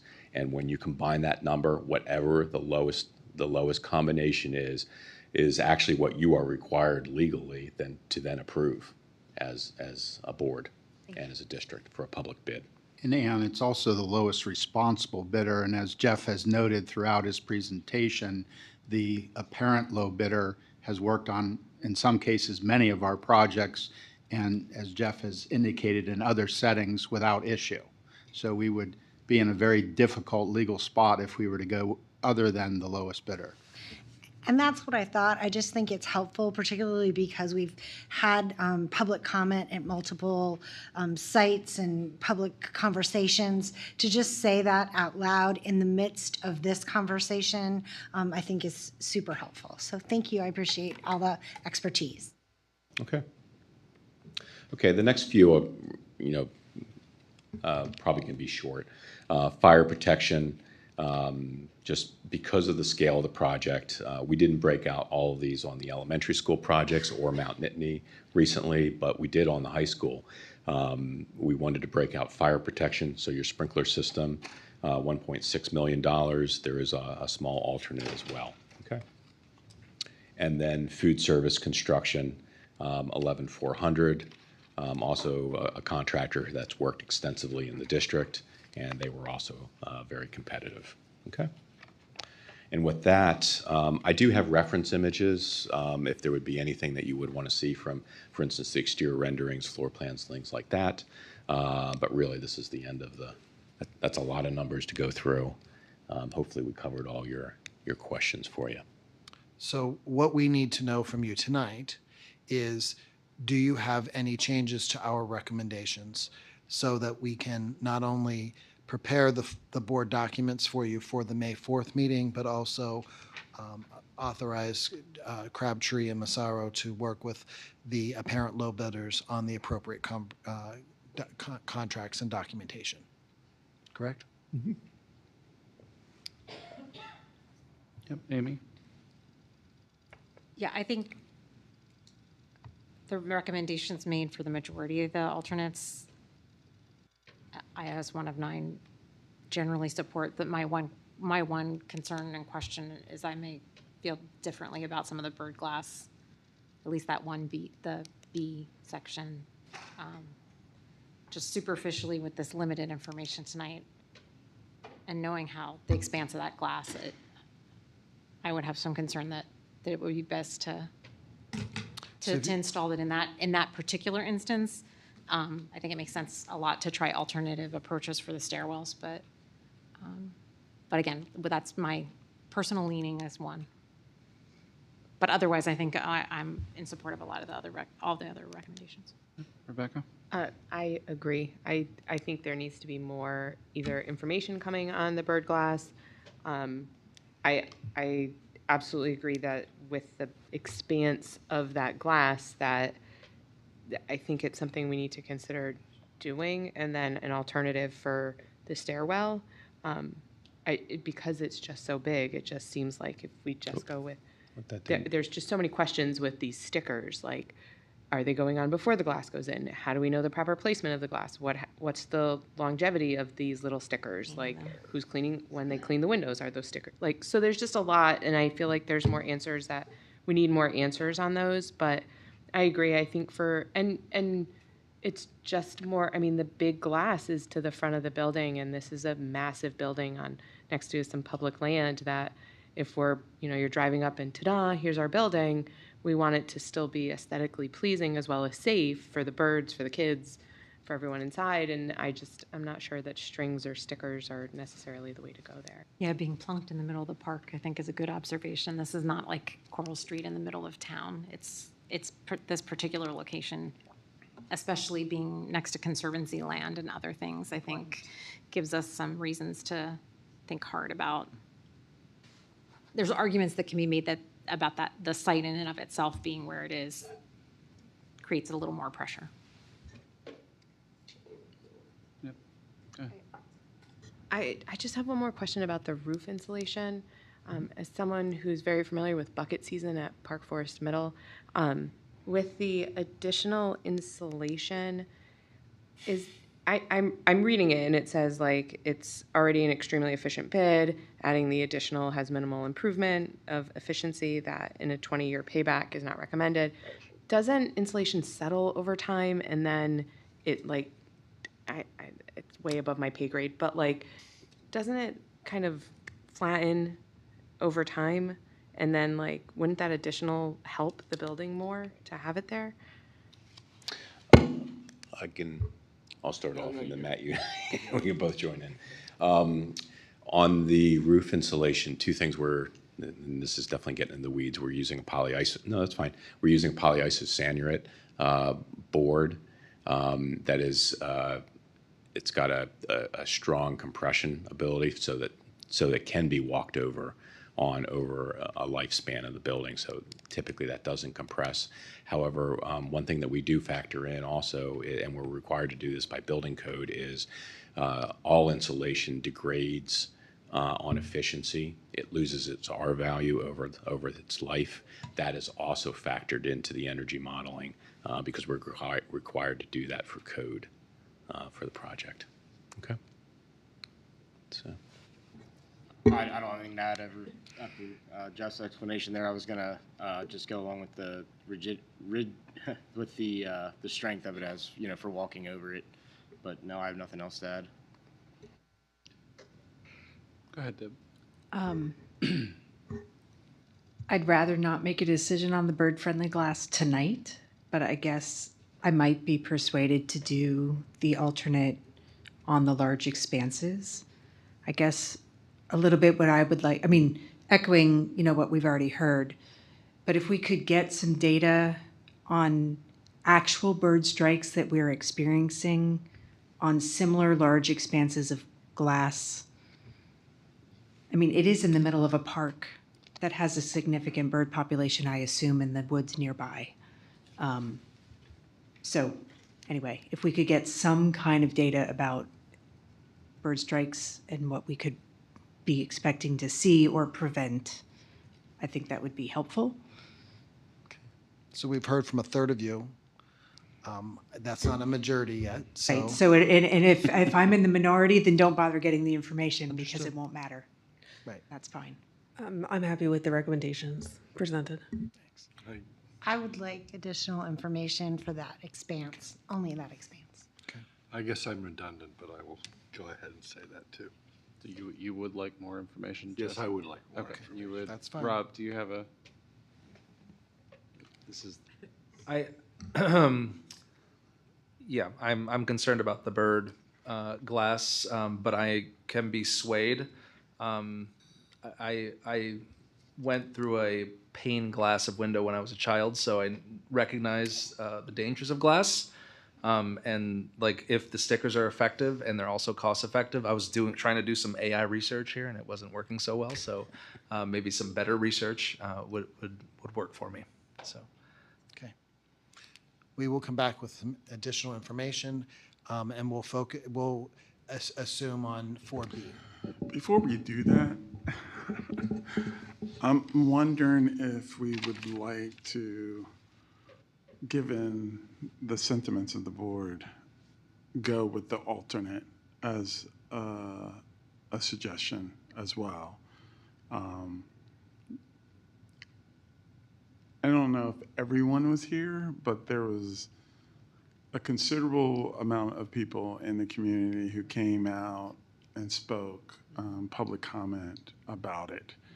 And if we prolong this, we're just going to get a similar showing. So I want to just put that out to the board. If you are leaning towards that, getting bird glass for the alternate, then I would suggest that we do it now rather than postpone this and belabor this with others. So it's been broken down into two, and I think most say the larger expanse was more important than the smaller expanse. If that's not correct, please correct me. I think that's correct. Okay, all right. So we'll move with the 4B and get as much information as we can in general as well. Thank you. So all the other, I take it, I'm going to look at you. That sounds good to me, yeah. But I mean, as far as all of the other alternates, I think that everybody was in agreement with all of those as well. Yeah.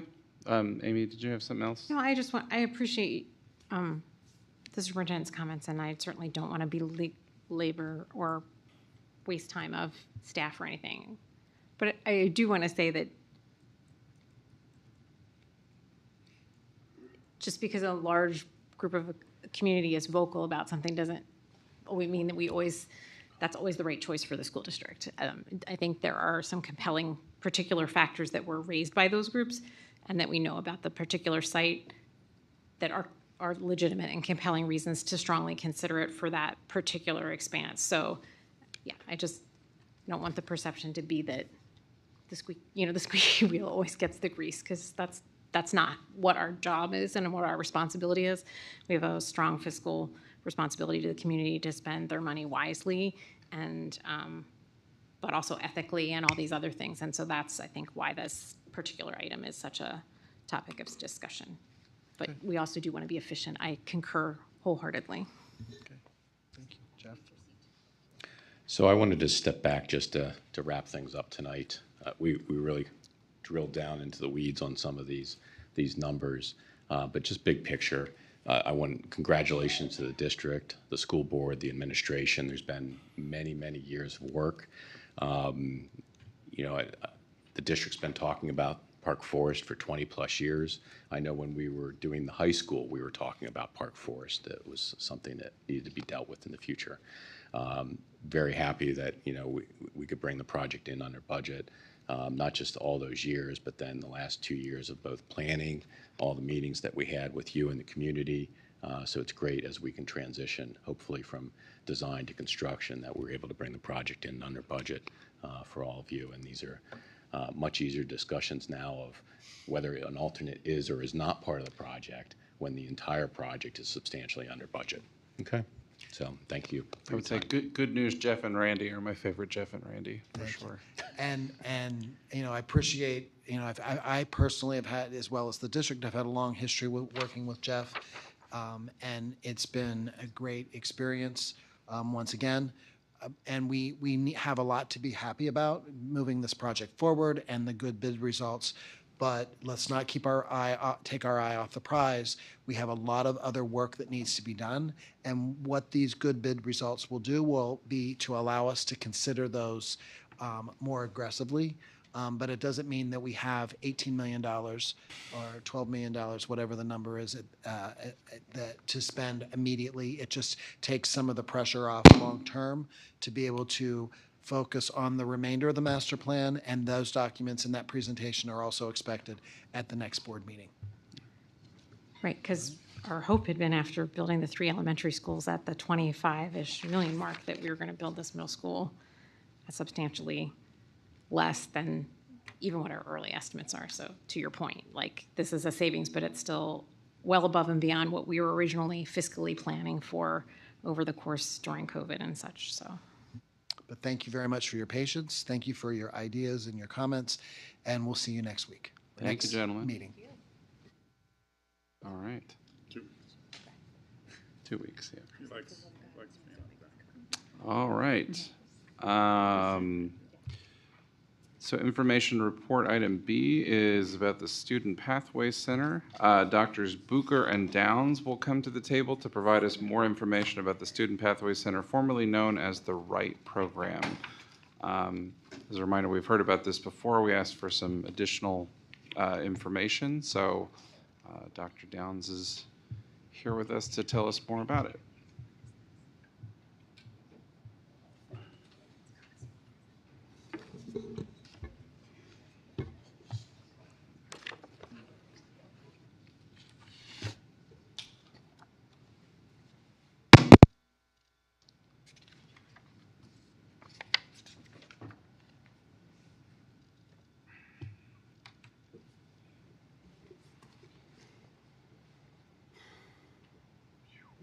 Oh, dear.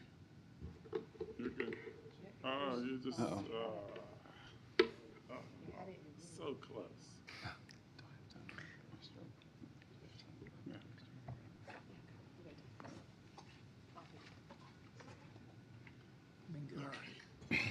Thanks for having us. So John and I are back. We were back here in February.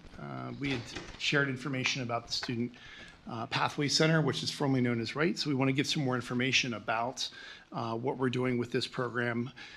This evening, we are going to go through the history of the Alternative Education for Disruptive Youth Programs, AEDY programs. We're going to be going through that history in Pennsylvania way back to 1997, approximately 30-some years ago.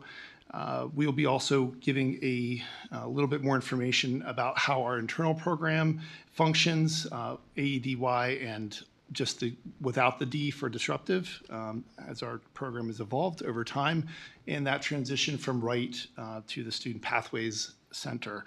We also highlight the current process and structure of the program, some staffing information, including the ranges of services that we provide to our students through the Student Pathways Center. So going back here, a little bit of a history. 1997, Act 30 was enacted to establish programs throughout the state of Pennsylvania for students with exhibiting disruptive behavior. There's all 500 school districts engage in utilizing AEDY programs, whether they're in-house or external.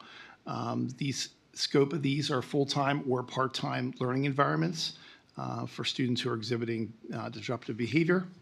SCASD's current model, we are contracting with NLS, Nittany Learning Services.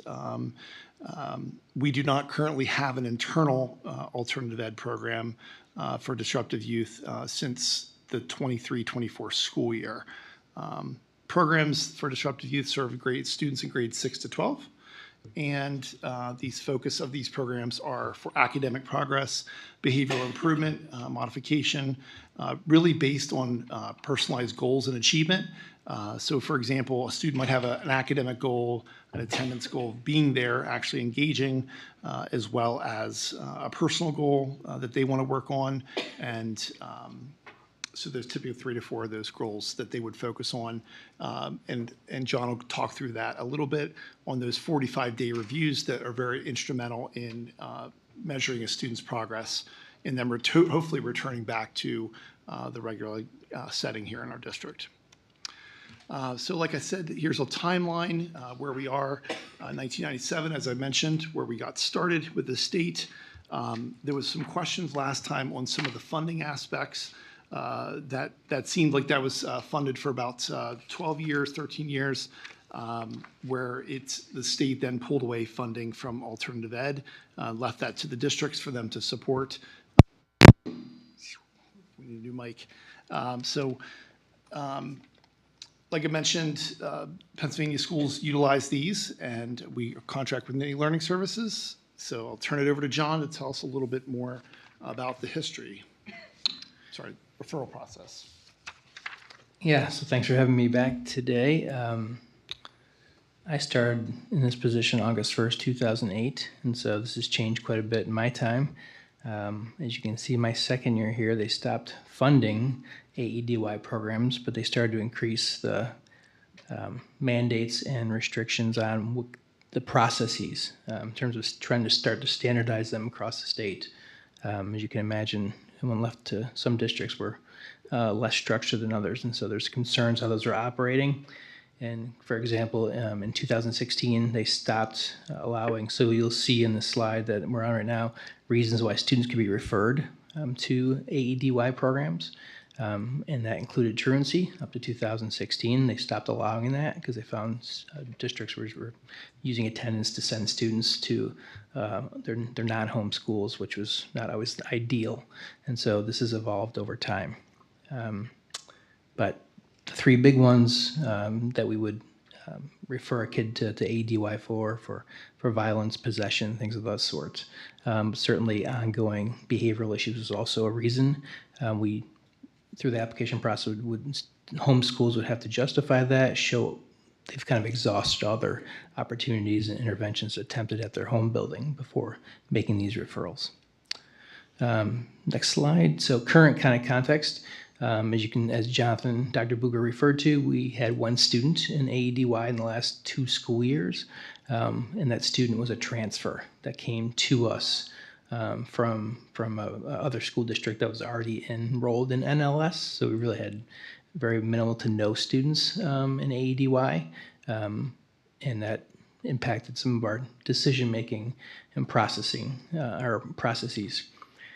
AEY is basically alternative ed, placing a student out of their home school to try to get them the help they need and get them back on their feet without the D portion, without the disruptive, which made it kind of a non-state program. AEY was kind of local programming, a term districts use for local programming for alternative ed.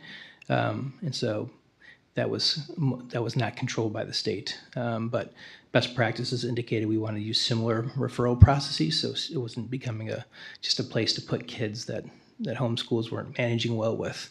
And so what we were using was a similar process for AEDY as AEY, as advised to us by PDE when we were audited several years ago. But that advice has changed, and so I think that's worth noting as well. You'll see from the timeline, the audit, that's when we were audited by the state for our AEDY program. Obviously, we had to move to the North Campus with the close of the Fairmont building.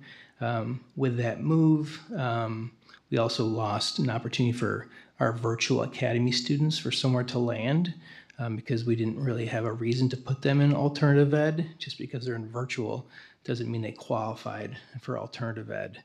But we kind of lost a place for those students to land, which was less than ideal. So that was part of this decision-making process for this transition. This school year, as you're well aware, the new IOP program launched, and part of that kind of discussion with other administrators at the secondary level, we talked about starting to rebrand this so we could serve more students. For example, we had 4 students enrolled at the start of 2026, and now currently we have 14 students enrolled because we've changed kind of the process and how students can get into the Student Pathway Center as opposed to the previous RIGHT program. So we're trying to serve students in a better capacity. And that includes our virtual academy students who now can also land there if their parents and are interested in that opportunity for them to work outside their home. So just one thing to add, point to clarify, the alternative ed, AEDY, we cannot commingle the students, so that's a requirement. So that's when we moved to the North Campus, that was one of the things we had to make the determination of what was best. So we're not allowed to have those student groups together. So we utilized NLS more at that point, but fortunately we've not really needed to use NLS much, if at all, in the last 2 years.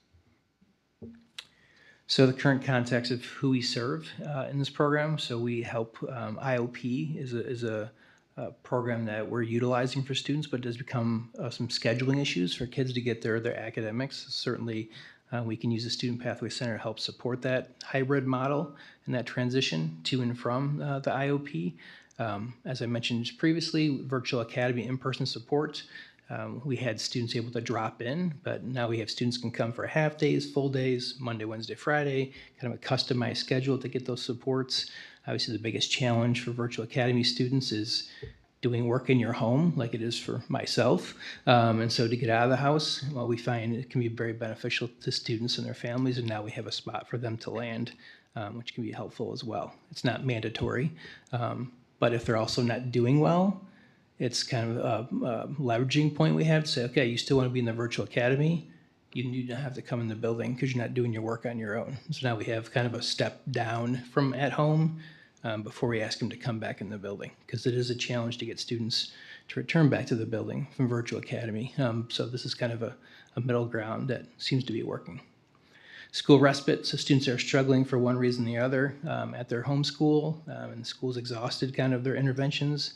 Certainly it's a respite. I say respite because every 45 days we evaluate if it's working, whether or not students should start transitioning in small pieces along with their homeschool team and their family back to their home schools, because that's really the ideal goal for those students in that category, is to return to their home school, depending on what their goals were to enter the school.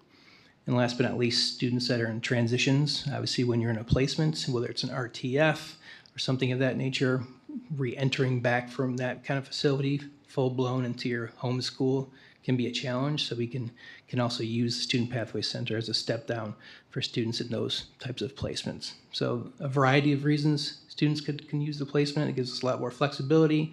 And I think our enrollment has kind of shown that that's a need that we're starting to fill with kids. And it's important that one of the reasons we renamed it is because the RIGHT program, I think, for obvious reasons, was known where just behavior problem kids went and kids that were in trouble. And so that's not, as you can see from these categories, that's not the case. And so we felt a new name kind of would help our colleagues, families, the community have a different vision on how this program was serving our students. Our staffing, we have 2 teachers, a regular ed and a special ed teacher. You can see kind of how they meet those needs. Certainly we have students that have IEPs that enter the program. They stay with their case manager from their home school, but our special ed teacher does help with goal monitoring and instruction, but also just core instruction as well. And we have a secretary there who helps with attendance for the Student Pathway Center, but also manages all the attendance for the virtual academy, which is a challenge, managing attendance for students that aren't there in person. We can get into that if you want those details, but it's a different formula for how we track kids who show up every day in a physical presence. And then we have a social worker who is a shared SCASD resource. Her home base is out of the Student Pathway Center, but she also travels to other schools to work with other students in different groups. And the educational model you see before you, so we have a process that is similar to what we did before, but we got some input from our colleagues and from administrators about the best way that's going to make it easier for them to go through this process. Sometimes when things are too laborious, it prevents people from doing them, so we're trying to find a common ground. So we have a referral meeting where we get the information. There's this a 2-page referral the homeschool fills out. We have an intake and goal setting with the educational planning team, but also the family. There's counseling available, there's MTSS services available, and every 45 days we get together with the homeschool to update them on the status. And we're doing that all along. It's a formal sit-down meeting with that group to say, okay, they're doing great. They've met their goals. What's next? Let's start transitioning them back to their home school. What's the best way to go about this? And so that we do that every 45 days.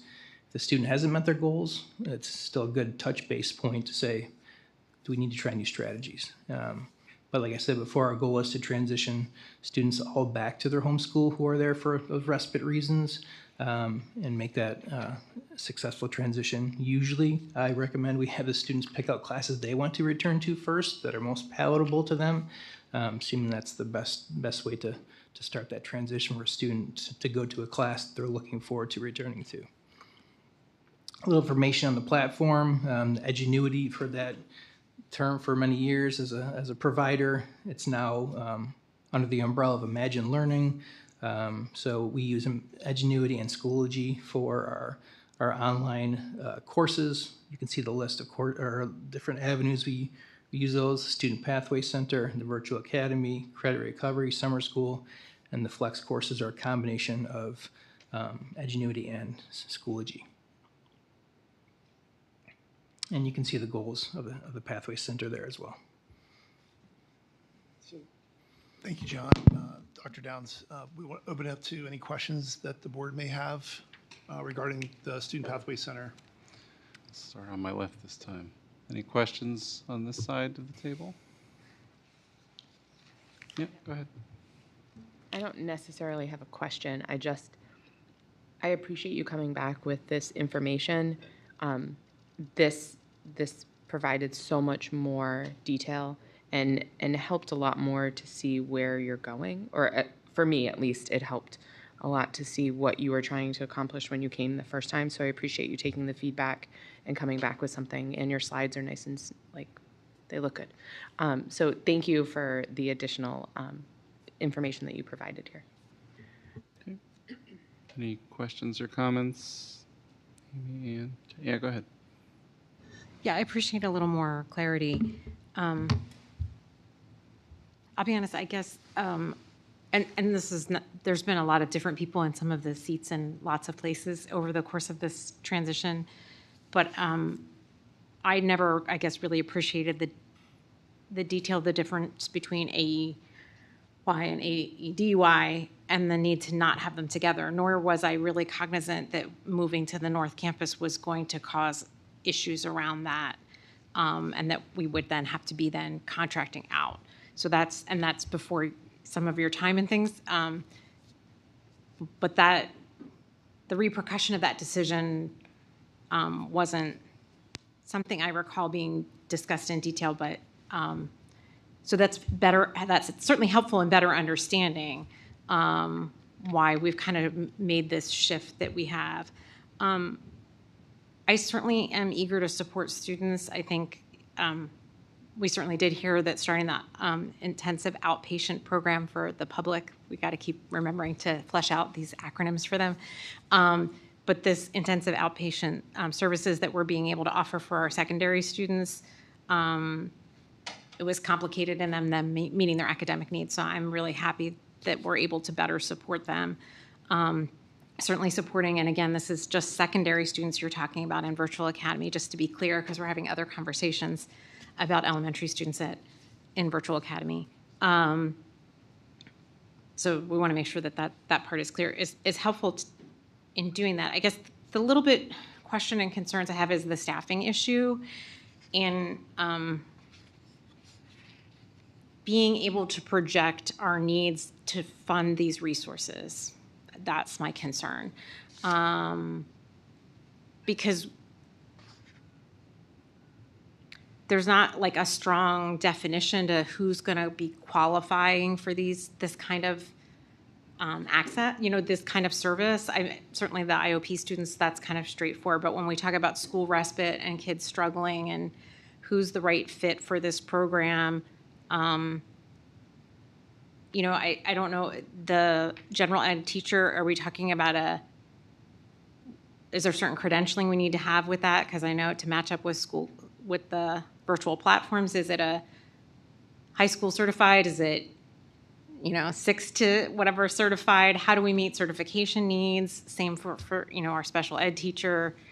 What kind of ratios are we anticipating capping things at? Those are questions I would have, because there could become demand that then becomes, we create a scarce resource that a lot of people maybe want access to, and then if we face difficulty funding growing it or needing to grow it, and we're constrained by space and finances. So those were the concerns I had when you came last time, and this is really helpful, but I still have a little bit of some questions about that. So go ahead, I'll stop talking now.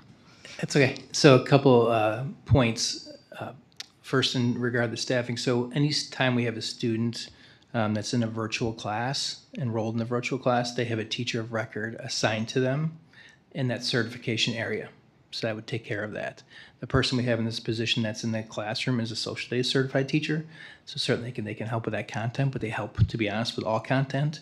But we also have a assigned teacher of record who also oversees that kid, gets in touch with them, makes sure they're on pace, and any questions, things of that sort, who serves as a resource. We do that for our virtual kids as well, our secondary kids. They all have a SCASD in most cases, if we have a person available and willing to do that. So we call them one-offs. And so that kind of addresses that question. I think one thing that we also should be proud of, to be honest, is we've changed as a district our disciplinary model and how we discipline students and how we intervene with students who are having behavior issues significantly in my time here. And so I think that's a thing to have pride in, which I think has had a direct impact on our need for kids with discipline behavior issues to even get to this point. So for me, it's a positive that our numbers have gone down in those areas, causing us to reframe this. It's something I think that we didn't touch upon that I think is an important thing to highlight. That's a good point, and I agree. I guess part of our job at the seat is to think about whenever we shift to not having something in-house and then having to contract it out, the cost of that. And so my comment about that move to the North Building was more about my lack of awareness of knowing that was going to be a shift and change about how we address those needs. I still don't have an answer to the question, though, about ratios. Like, what is our anticipated, how many students do we think that just these two teachers and the part-time social worker can manage? 18 to 20 at one time. But we can have kids also, we can have a capacity of 45 students. And so depending, and this is fairly new how we're operating this, but we could, just because we have 18 to 20 seats doesn't mean we can't have an enrollment of 40 to 45 kids. No, but that's my question is, how are you going to fit these puzzle pieces together? If you have a certain kid that's coming out of a step-down program that is really, that's a high need to me. That's a kid who should have some priority, right? That's coming out of step-down or needs a seat and maybe needs it for the full day. And then you've got these other puzzle pieces you're trying to cobble together. That's pretty complex to manage. This is a conversation we're having with other administrators, like, hey, we're getting towards capacity. We need to probably save some spaces for higher need kids in those situations. So yes, those are the conversations we're having. I don't certainly need to cut you off, CJ. No. Like I said, this is a new program. This is something that we haven't had before. So those kids that were transitioning went straight into the high school. So this provides a respite for them that we didn't have, that has been mentioned in our mental health audit, for one. So this is providing us a different avenue.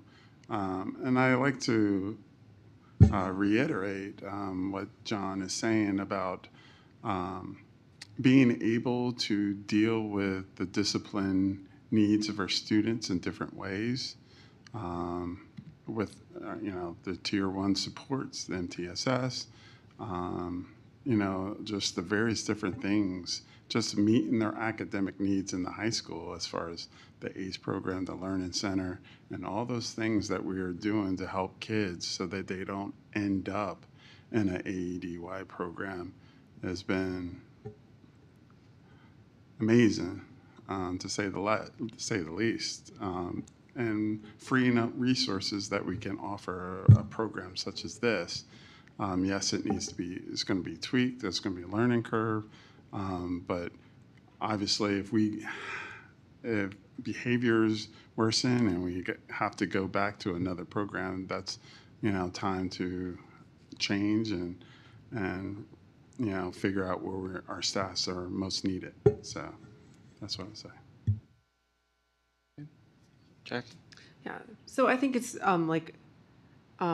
the missions that you've kind of outlined here are good in terms of finding these opportunities for students in transition, coming back and everything. I know it's going to be tricky putting them all kind of in one program together, and I know that's what you're having conversations about working at right now. In terms of the virtual students who are supported by this room, are those 100 plus VA students interacting with these staff members on the regular? Like if there's a student who does all their virtual outside of school, like do they actually have interaction with the staff, or is it just the students who are coming into the room that are interacting with the staff? The second. So typically it's the virtual students who are just struggling to find success in the virtual environment. Okay. Now, mind you, we have another piece of legislation that's going to impact that, because now we have a situation where students with attendance issues can't go off to cyber charter schools. And the state has kind of said that's no longer an option. You can't enroll in cyber charter schools with truancy issues, right? Which changes our approach to how we accept kids into our virtual academy that we know maybe not be the best fit.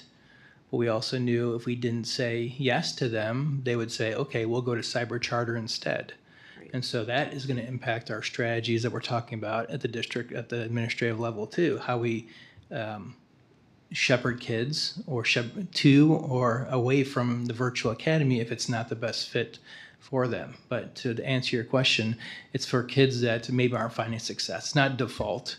Okay, I want to go to the virtual academy. Well, you're automatically in the Student Pathway Center. That's not how we do that. If the parent says, I'm really nervous about my child doing this at home, is there some middle ground we can try first? We can offer the Student Pathway Center for a day or two or half a day for the whole week. There's some flexibility there. So that allows us to do that. But typically kids in the secondary are going and working on their own. This is more the exception than the norm. Yeah, so how many, I know it's going to have some fluctuation, but how many students in the virtual academy are indeed using this resource? Well, this is still fairly new, so it's just an option since, mid-February. So I'm hesitant to get into it because our sample's so small. I don't want to get into any identities. But we do have several students that we've pulled back in to say, okay, virtual's not working for you. And their parents are like, no, it's not. But we know going back into the building is not a best option for our family. So we can have them come into the building on that basis. All right, thank you. Other questions? Rob? Yep. So I'm curious. It's the history of the evolution of the ADY program is helpful, and I'm if the 45-day reassessment is something that you guys have done already, is that something that you guys have been doing? What is the rate that students return to the original school? Is that a common occurrence or? Yeah, it's pretty common. At what pace is all depending on the student situation, but that's our goal, even if it's one class. And it depends on the timing of when that 45 days hit. If they come to us, say, mid-September, well, their 45 days doesn't align nicely with the marking period, so sometimes that transition doesn't happen until the next marking period takes place. But usually we try to recommend a class or two, but some kids are chomping at the bit to get back. They're like, I've had enough of this. I want to go back full-time, and I'm ready to do that, and they've shown that. So it's a case-by-case, customized kind of scenario.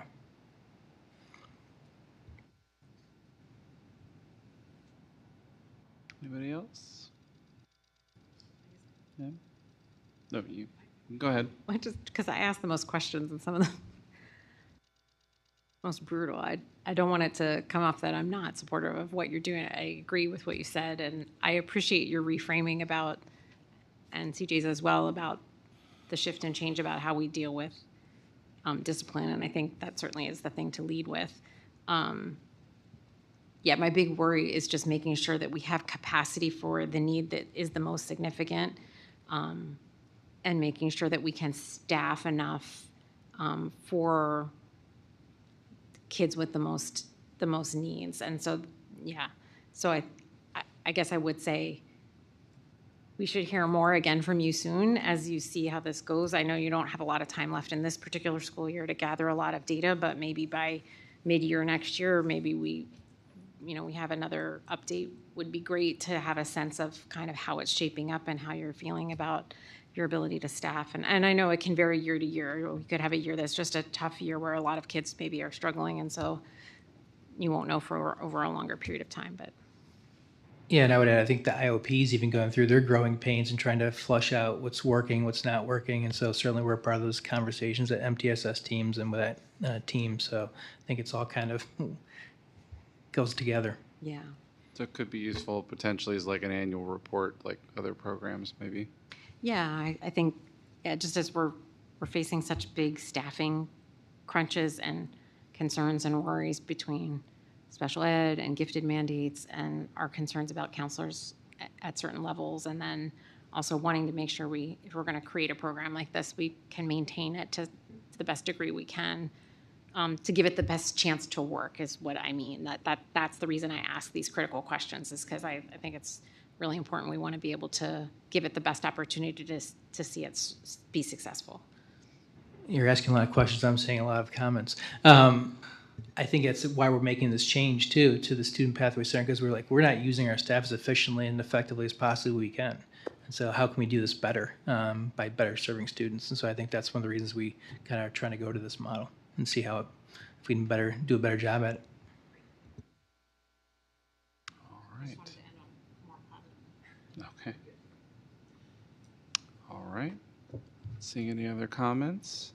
Thank you, gentlemen, for joining us. So that brings us to the end of information. Next on our agenda is an opportunity for board members to share updates on their committee initiatives. Jen is not present. Do we have anybody else from the CIU? I mean, yeah, I'm the vice president of the CIU.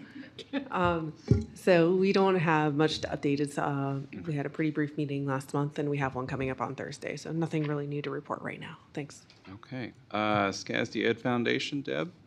The two main things, we approved the MOU tonight for continued cooperation, so thank you for that. And the Maroon and Gray event is coming up.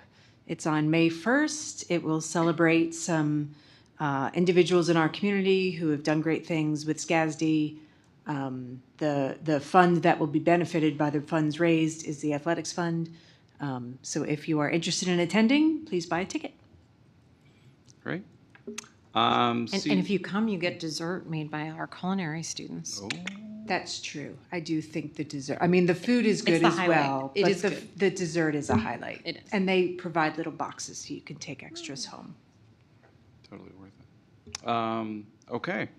So CTC Local Advisory Committee, they had a Perkins meeting, a Perkins planning meeting today, which I was not able to attend, but I got the feedback from Ben Warden. The takeaway from that is that they're doing really well with getting grants, some of which we've heard about and some of which are coming down the pike.